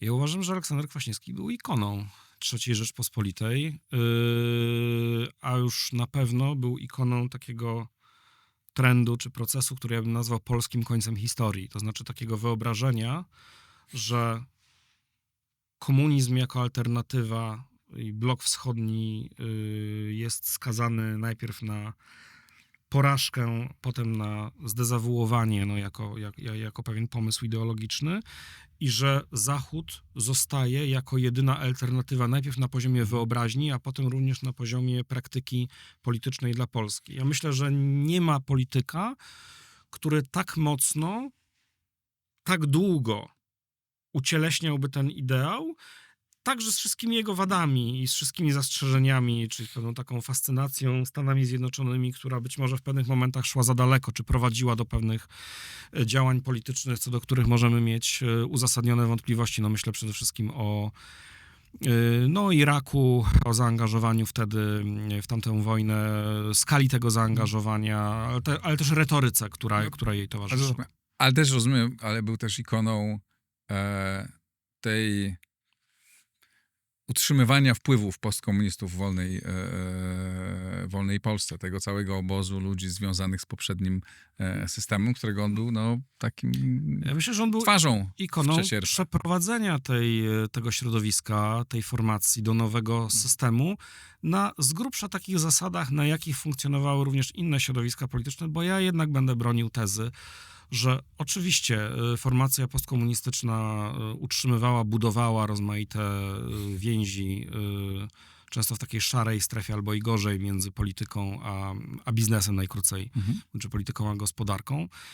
Ale formacje solidarnościowe, jeśli nie od razu, to bardzo szybko, czy postsolidarnościowe i politycy z tego grona również dołączyli do tej gry, do tego wielkiego procesu, bo też akumulacja kapitału, ja będę jednak zwolennikiem tej tezy, nie ma barw ani czerwonych, ani czarnych, ani żadnych innych, tylko jest pewnym procesem typowym dla krajów peryferyjnych, czy półperyferyjnych, takich jak Polska, które dołączają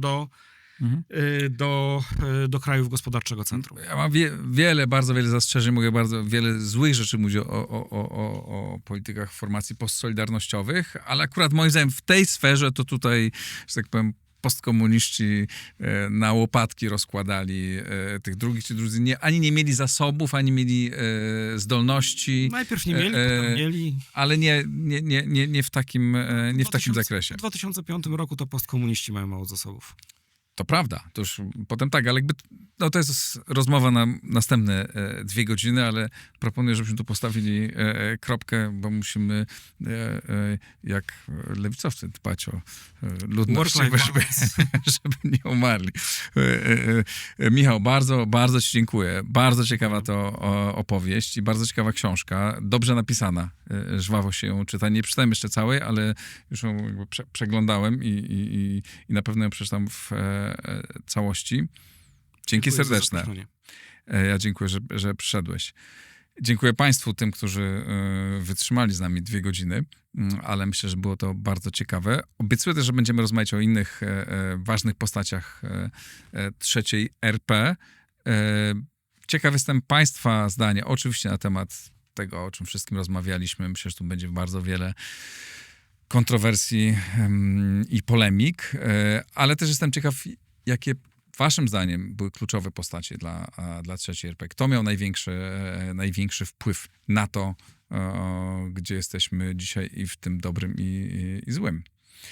Bardzo dziękuję. Jeśli uważacie, że warto, to wspierajcie Układ Otwarty. Zapraszam na mój profil w patronite.pl. To jest program ponad podziałami. Rozmawiamy tu o różnych ludziach i staramy się, nie ma obiektywizmu, ale dopuszczać różne głosy w każdym razie.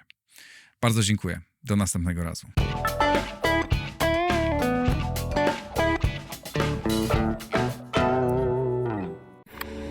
Nagraj to w blisko.